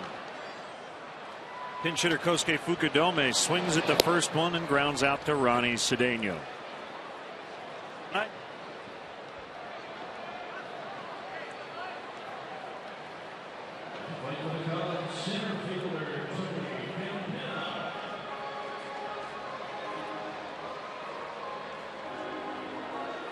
There's Campana, 0 for 2. I see Scott Main on the mound in the 7th after Russell was removed for the pinch hitter.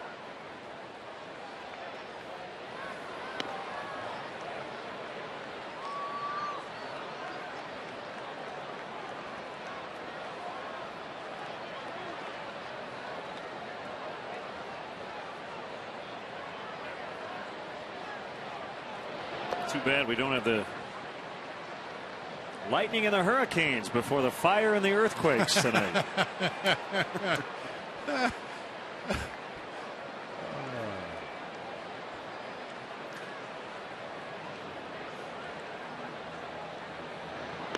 It's a strike. 2-1.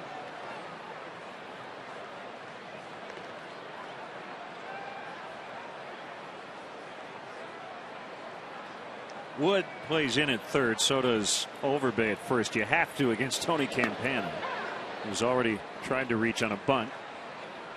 And not only that, but the middle infielders Cedeno and Walker also playing 3 or 4 steps more shallow than they normally would for a left-handed hitter with 1 out and nobody on base, because they respect the speed of Tony Campana. Even on a routine ground ball, you have to hurry to get him at first.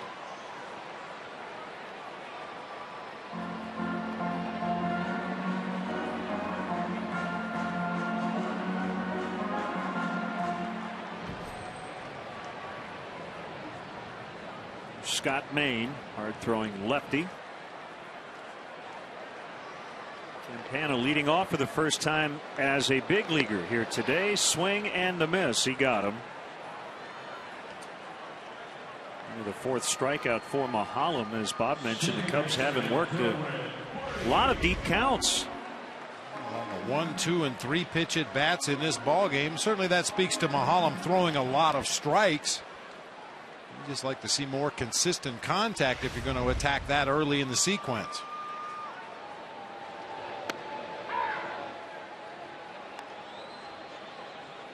Ryan Dempster will go tomorrow. Jeff Karstens gets the start for the Pirates.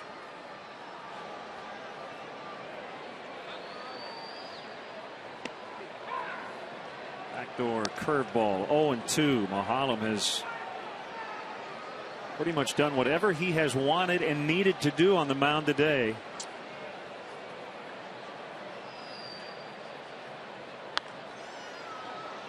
Changeup fouled off. I mean, even the 2 base hits he's given up in the game. Soriano golfed the ball to straightaway center field that was down low out of the strike zone. You couldn't call that a bad pitch from Mahalam. And then Lou Montañez with a ground ball to the left side that Ronnie Cedeno misplayed. It went for an infield single.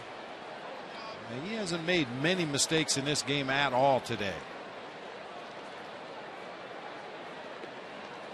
Well, their starting pitching, we chronicled it yesterday, has done a 180 from last year. As a staff, last year the Pirates starters were 50-5-0 games under 500, 34 and 84. This year, in Mahalam with a very good ERA right now in the 330s, is 1-7, but their starting staff is 18-18. So the guy on the mound right now leads the league in losses, but hasn't pitched like it. And if he can win this one today, their starters will be a game over 500. Way up in the air. This ball is going to be playable. 3 Pirates in the vicinity, and who caught it? Cedeno? Wood. I think Wood got it. Yep. Brandon Wood made the catch. And the inning is over. We'll head to the 7th. All Pirates today, 7-0.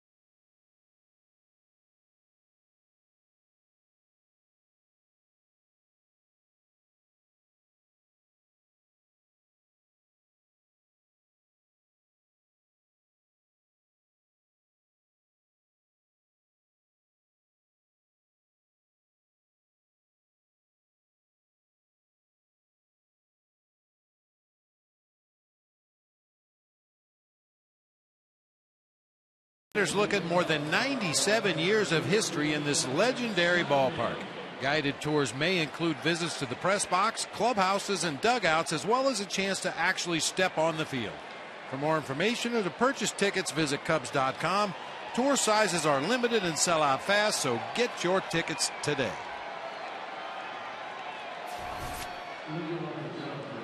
College basketball expert, former Notre Dame coach, Digger Phelps will conduct the stretch coming up.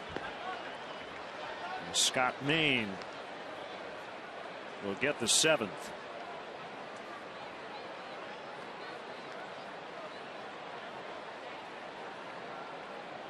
First 3 in the Pirates order. They haven't done a whole lot of damage. Only 1 hit combined between Tabata, or among Tabata, Jones, and McCutchen. Main pitched an inning in the ball game yesterday. Happened to be against the top of the order. Yesterday it was Tabata, Pierce.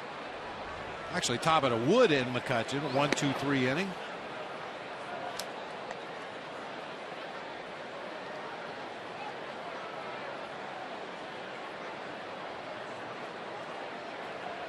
Prior to this series, the Pirates had scored 2 runs over the course of 3 games. All losses. They have played at 11 in the first 2 of this series.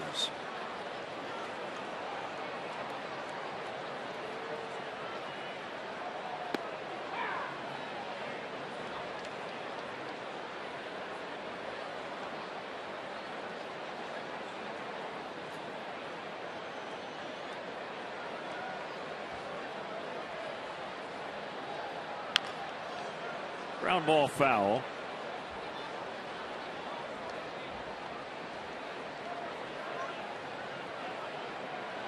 Carlos Carrasco, James Shields as scheduled starters in about an hour or so. Cleveland and Tampa Bay. David Price with a career high 12 strikeouts last night in a 5-0 win over the Indians.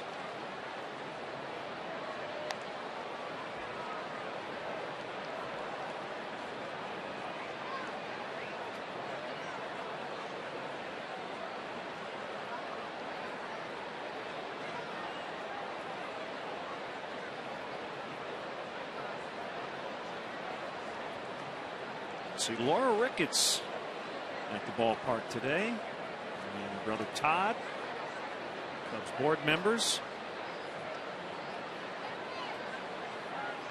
hanging out in the bleacher box seats out in right.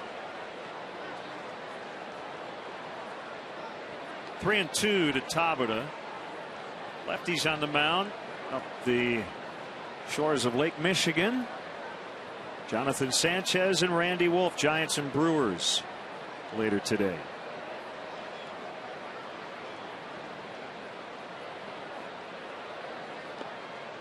and a leadoff walk.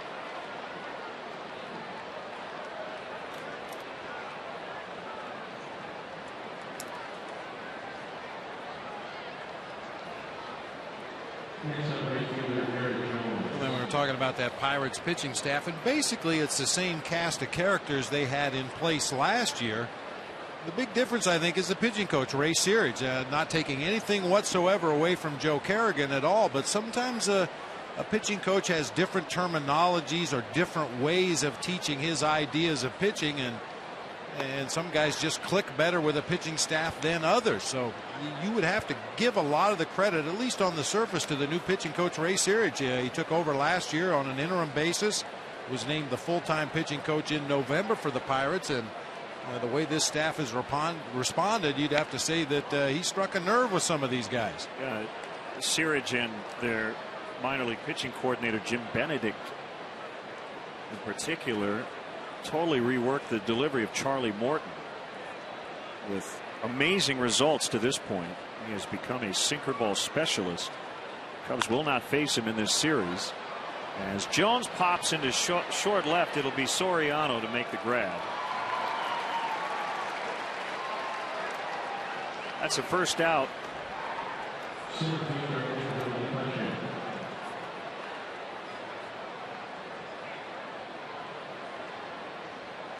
Tom Ricketts, Cubs chairman, looking on today.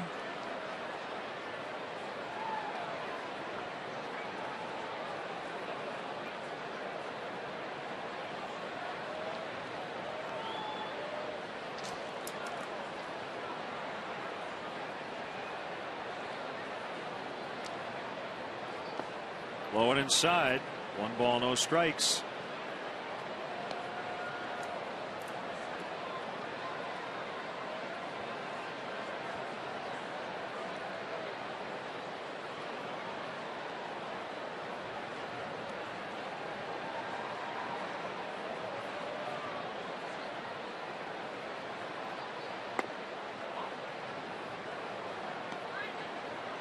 White Sox now leading at Toronto 6-5 in the bottom of the 6th.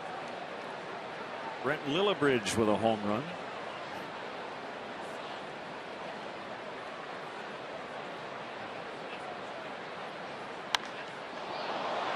Fly ball, deep right,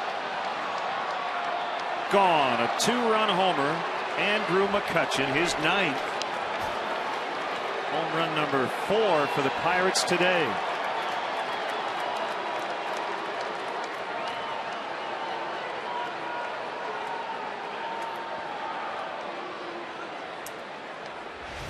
On a 2-0 pitch. Boy, what a difference when you put a hitter in a count where he can be aggressive, and that was an aggressive swing from Andrew McCutchen.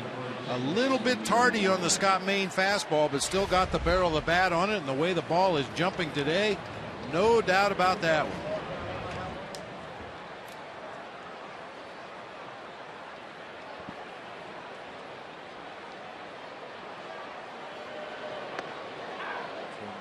Nothing Pirates. All 3 Cub pitchers have allowed at least 1 home run.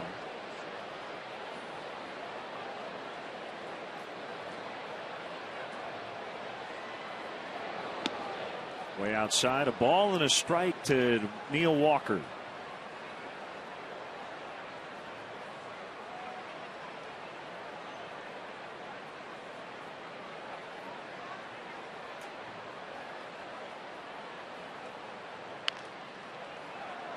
Bounced foul into the Cubs dugout.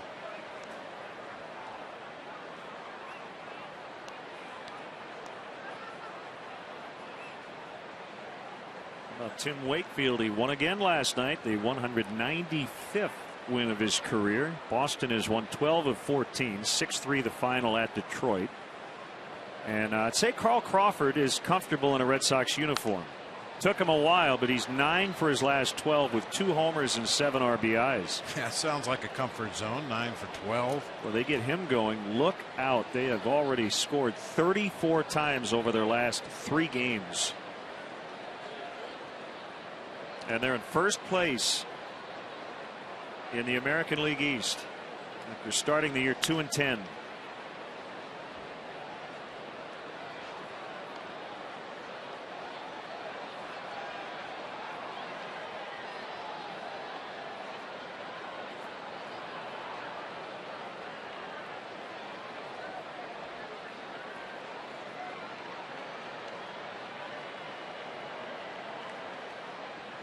Better protect that artwork. 1-2. Sharply hit, picked up by Castro, and he throws him out from the outfield grass.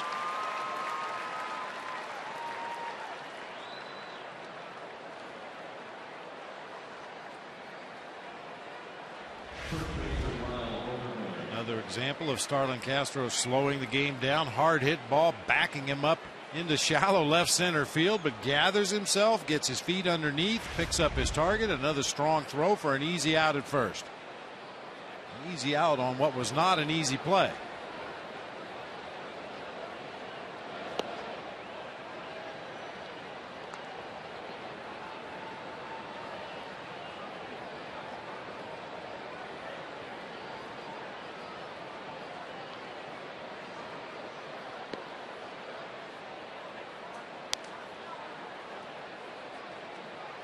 Considering the Red Sox turnaround after 12 games, they were in last place 5 games out on April 15th. A month and a half later, they're 29-22, so they've won 27 and have lost 12 over their last 39. And Bob, I think people would be surprised to know if you walked into their clubhouse before their game to go 2-10 and walked into their clubhouse today before their game at Detroit, I bet the vibe would be exactly the same. And I think a lot of that has to do with their skipper, Terry Francona. Very steady, very even-keeled guy. Never gets real excited when they're cranking off the wins and never gets too upset when they're losing. And he tried to preach patience to the Red Sox fanatics early in the season. Said, we're going to be all right. Just hang in there with us. And I think proven him to be very prophetic. Brandon Wood lifts to left. Soriano's going to have room. Digger Phelps is coming up with our 7th inning stretch. College basketball analyst Digger Phelps.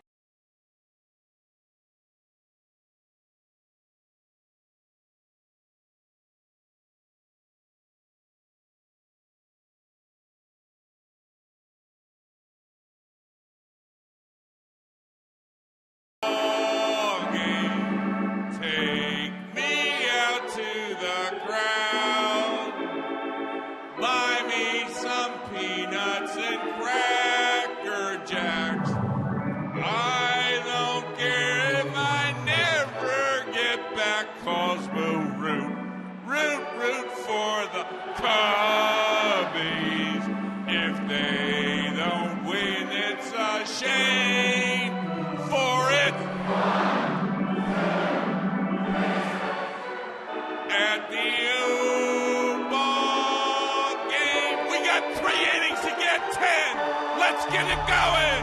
Get these runs. Go, go, go.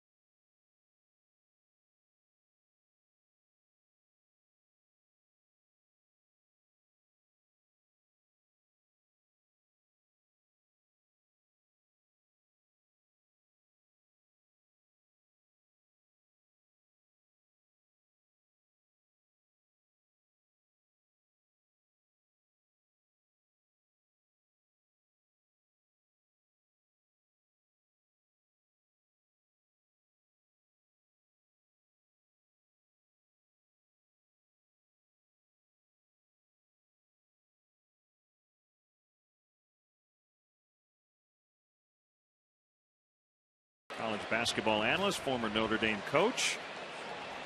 9-0 Pirates, but as Digger said, you have 3 innings to get 10. Here's Paul Mahalam to Starlin Castro outside ball 1. I have the Digger Phelps sign Sharpie. Yeah, the preferred autograph marker of Digger Phelps. Sign autographs.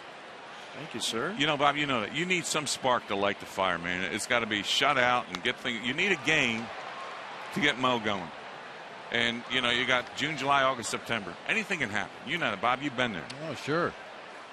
It just seems like this year, Digger, every time the Cubs play a game or a couple of games in a series where you start to get the feeling like they've turned the corner, they come out and have a stinker like yesterday, and you're right back to square one. You know, and all of that, too.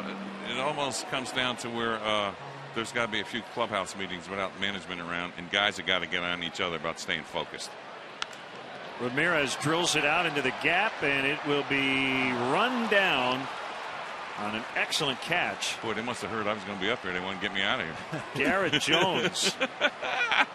Well, that's Please. Twice that Ramirez has hit rockets to right field, nothing to show. Let me say this about that fly. Yeah, he gets it. But speaking of that catch, we started this program on the line. A year ago, I had prostate cancer, found out, got it done. And 1 out of 6 men get prostate cancer. There's a program called OnTheLine.com. We men have to get on it. Women are way ahead of us with breast cancer. You see pink all the time.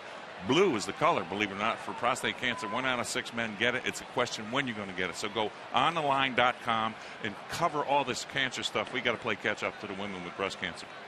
And I know MLB raises awareness during Father's Day weekend. Yep. But it's got to be year round. Blue's the color. I think the 6th of every month, men should wear blue, because on the 8th of every month, women wear pink, and that's all we see is pink. But it's the machoism, I think, of men that stay away from, I'm not going to get it. Oh, really? It's when you're going to get it. You look great. You're doing all right. No, you know, it was a year ago, April 28th, I got diagnosed with prostate cancer. I decided to go out to the University of Washington and Hutchinson Cancer Research Center, because Karen Moyer, Jamie Moyer, who used to pitch for the Cubs, they're on the board at the Hutch. I decided to do Da Vinci robot surgery, which means you go in that night, you're out the next day, a root canal was worse, and I got it done, took care of it. Well, it's great that you're doing well, and thank you for mentioning that. Well, now we got to get the Cubs doing well. Yes, we do. We got to get focused and get this thing going, Bob. You know, a little inspiration, former manager, get it done. Thanks for stopping by, Digger, as always. Good to see you, Digger. Bye-bye. Take care.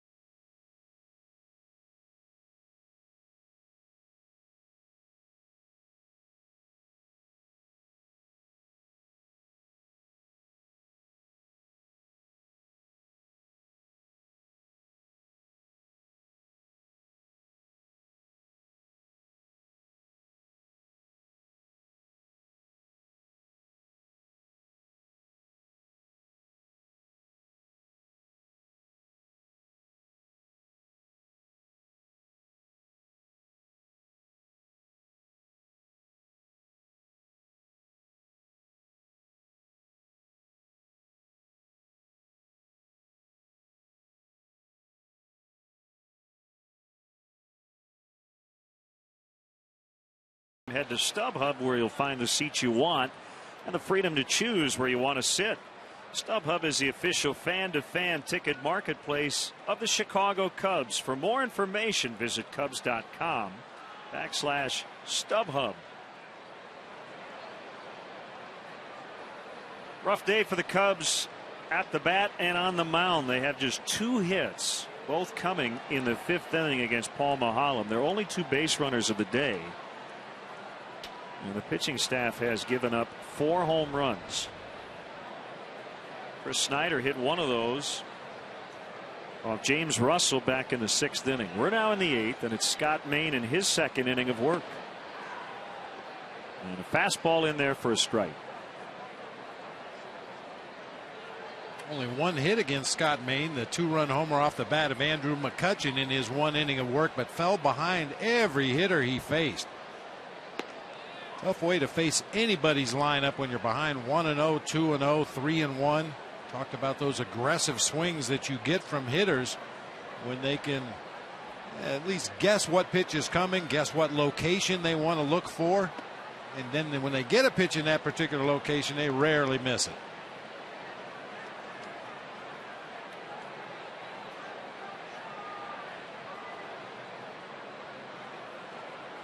2-1 to Snyder.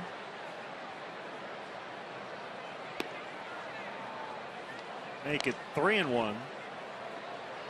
Didn't have time to talk to Digger about his son-in-law, Jamie Moyer. But Jamie is rehabbing from an arm injury and still has aspirations of returning in 2012. High fly to left. Soriano barely has to move as he makes the grab for the out. He will turn 50 on November 18th, 2012. So if he comes back next year, he'll be 49 years old. And I wouldn't be a bit surprised to see Jamie Moyer make somebody's pitching staff out of spring training next year.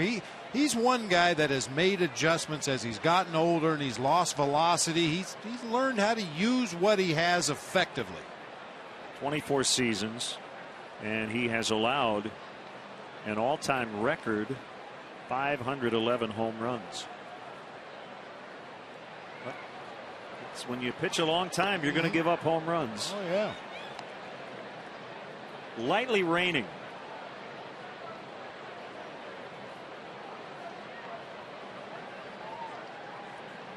Oh, 1 to Cedeno outside. 1 ball, 1 strike.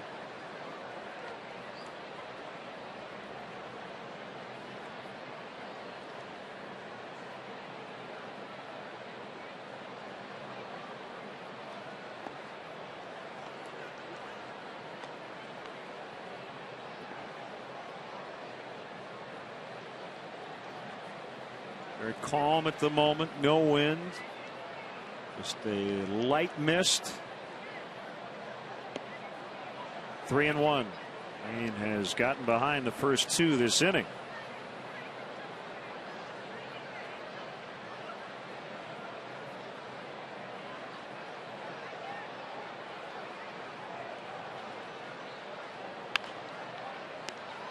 Roller to Ramirez.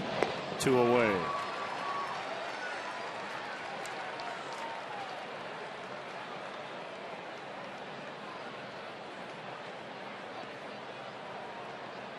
Going to fire up the grill this weekend. This is kind of the weekend to do it.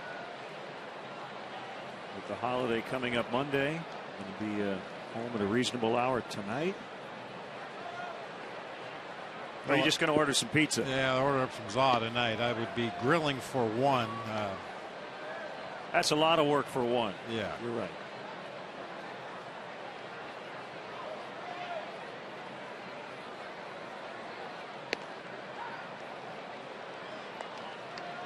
Oh, 2. Got to go catch the D-Cubs game tonight. They just continue to roll along. The Daytona Cubs go into play tonight. 25 games over 500 at 37-12. Tennessee 32-17.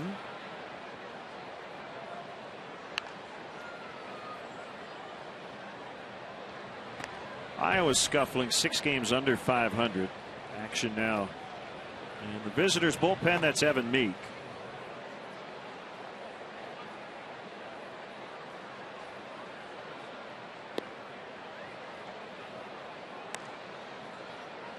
Peoria is in second place in its division in the Midwest League. They're 27-21.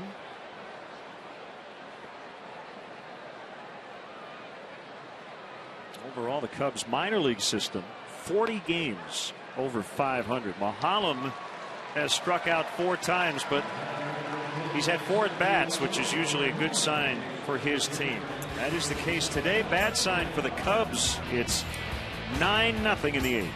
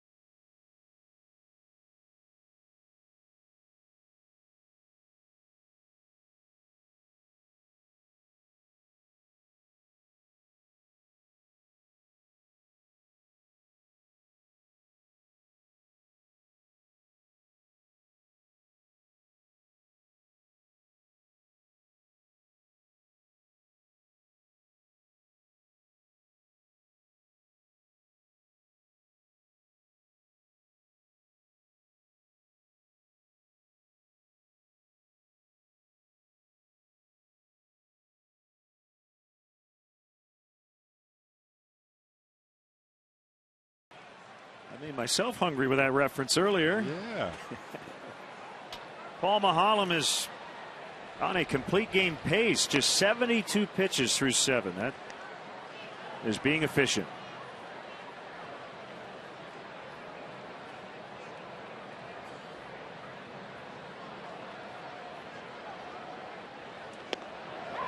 He has not pitched like a guy who's tied for first in the majors with 7 losses, but then again, he really hasn't pitched like that guy all year. He just hadn't been getting any run support.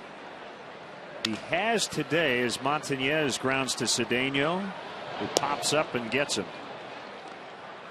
All right, just illustrating once again, Len, that wins and losses are not the best way to evaluate a pitcher. I mean, that's something that's basically out of their control. They can give their team a chance to win the ball game, but if your defense doesn't make plays behind you, if your offense doesn't score runs for you, there's nothing you can do to control those two things. All you can do is throw strikes, try to get quick outs and get your team back up to the plate as quickly as you can, and Paul Maholm has done that pretty much all year.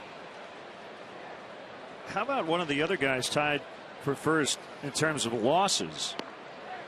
Brian Fuentes, who has 9 saves for the Oakland A's, 23 relief appearances. He's 1-7. It's hard to do. John Danks is 0-7 through 10 starts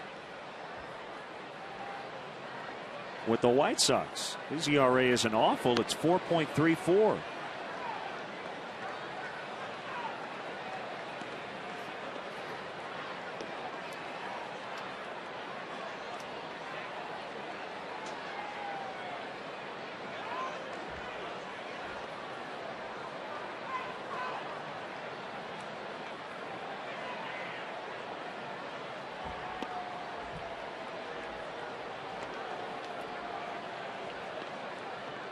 Well, I think a great example of what you're talking about. The 2005 American League ERA title winner, Kevin Millwood with Cleveland. He had a 2.86 ERA. Ground ball to Overbay, 2 outs. With a 2.86 in the American League, you figure your record would be about what, 16-6. He went 9-11. First American League ERA champ since 1923 to have a losing record, but it can happen. Joe McGrain, our good friend, now a broadcaster, 1988, he led the NL with a 2.18 and went 5-9. And sometimes as a starting pitcher, you're just unfortunate to get locked up with the other team's best pitcher. I think back to Randy Johnson in 2000, pitching for the Arizona Diamondbacks, had a stretch of 3 starts where the Diamondbacks were no hit, 1 hit, and 2 hit. And Randy Johnson pitched well enough to win all 3 of those ball games, but when your offense is getting stymied like the Diamondbacks were over that 3-game stretch, you're not going to win.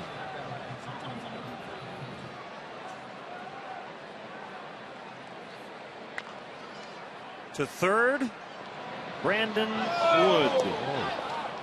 Maholm through 8 has faced 2 over the minimum. That's it. And it's 9-0 as we head to the 9th.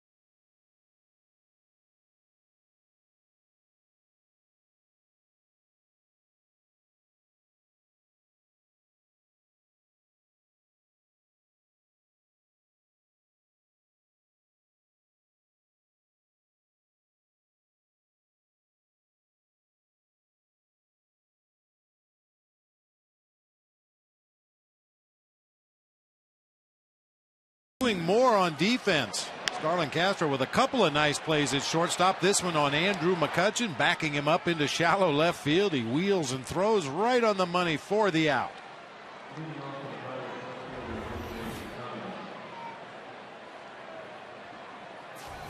Former Pirate John Graybo worked a scoreless ninth yesterday. Gave up a double, no runs. Leadoff man Jose Tabata out into the alley. Going to get to the wall. It'll die there, and that's a double for Tabata.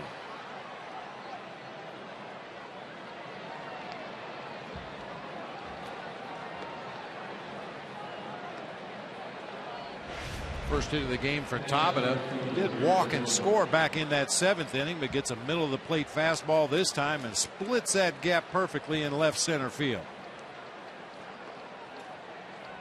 Tabata seems to be running okay after spraining that right ankle on that collision play at the plate yesterday.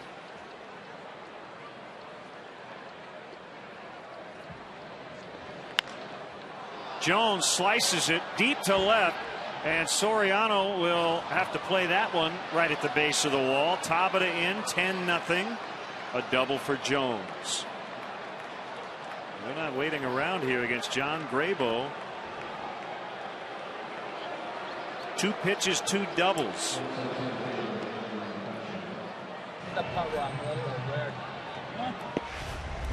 Slicing drive down into that left field corner. Soriano was shaded a little bit over toward the gap in left center field. Had a late jump on that ball. It hit right at the base of the ivy out there in straightaway left field.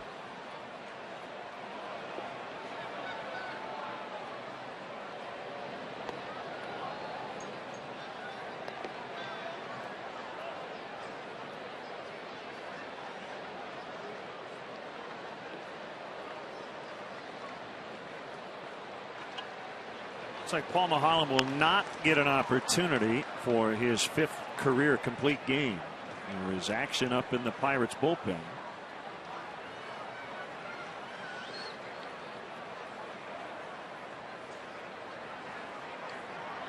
Chris Resop.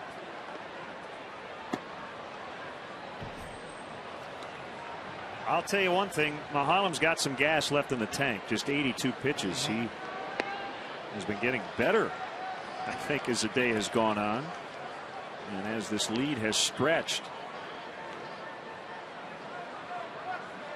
Well, I'll tell you, Len, today is a perfect example when you're speaking of Paul Mahalan about the difference between throwing strikes and throwing quality strikes. And he has thrown nothing but quality strikes in the game today. A lot of very early pitch swinging by the Cubs hitters in their defense because the pitches are around the plate. However, they're not over the heart of the plate.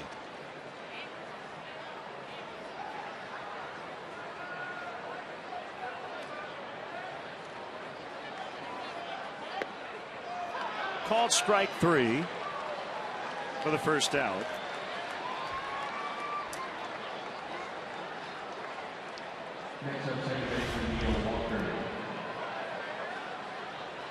Tailing fastball started off the inside corner of the plate, just enough tail to get it back to that inside corner for a called strike 3, and McCutchen knew it.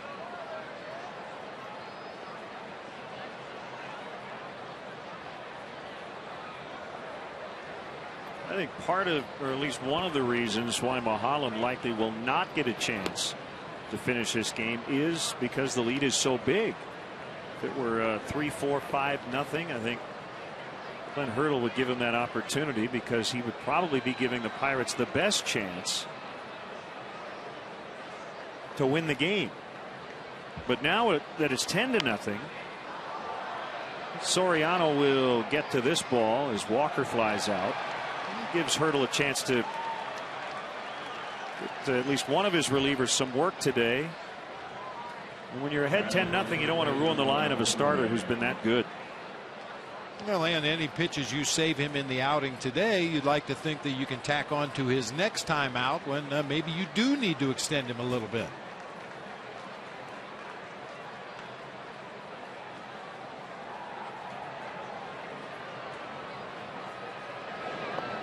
Other thing about it, Bob, these days the complete game is just not nearly as big a deal as it used to be. You just don't see very many of them.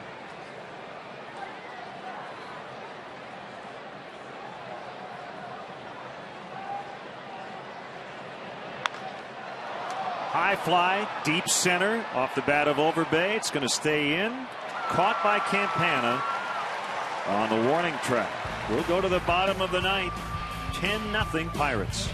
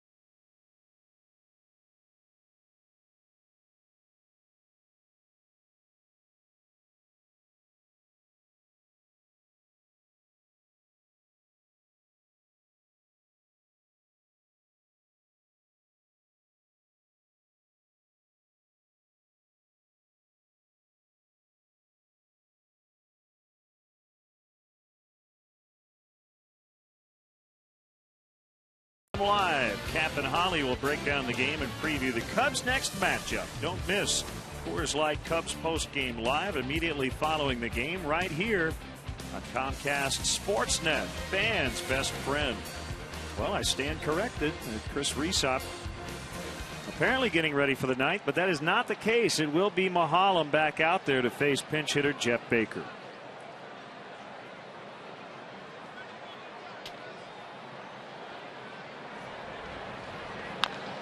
Baker taps to second, and he's thrown out by Walker. One pitch, one out.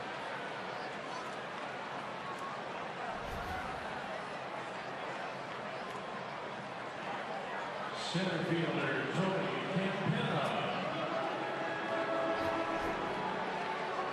You know a word you're going to hear about this Cubs performance when you read the papers tomorrow or listen to the radio shows. They look flat. And usually you'll hear that term used when an opposing pitcher was on top of his game. But certainly the Cubs have played right into the hand of Paul Mahalam. A lot of early pitch swinging. A lot of very easy outs.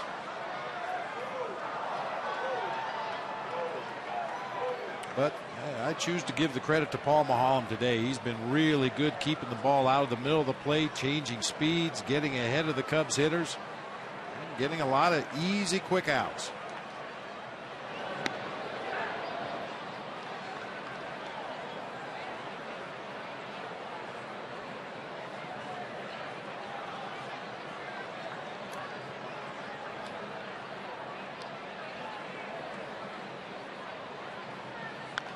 Campana, well, that bouncer takes Overbay right to the bag, 2 away.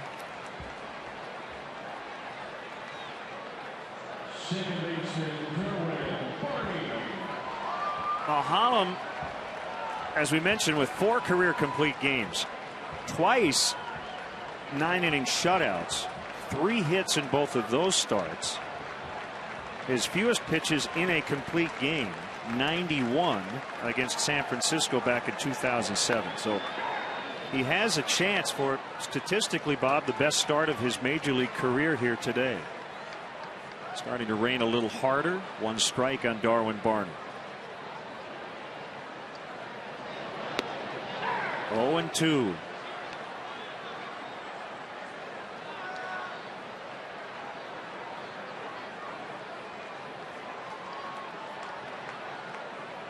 No walks, 4 strikeouts for the lefty. And the pitch. Holland can't get it. Wood can't. That'll be the Cubs' 3rd hit. 2 have been on the infield. First hit since the 5th inning.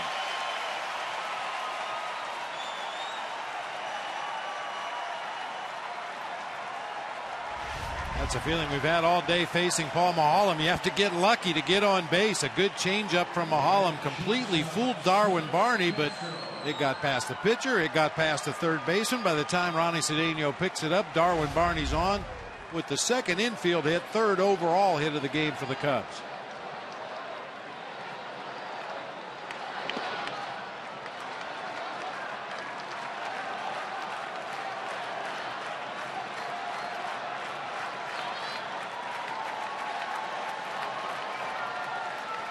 Big crowd would like to see the Cubs rally, at least break the shutout. Not going to happen. Garrett Jones camped underneath. And for the 3rd time in his major league career, Paul Maholm deals a 3-hit complete game shutout. April 24th, 07 against Houston. In Pittsburgh.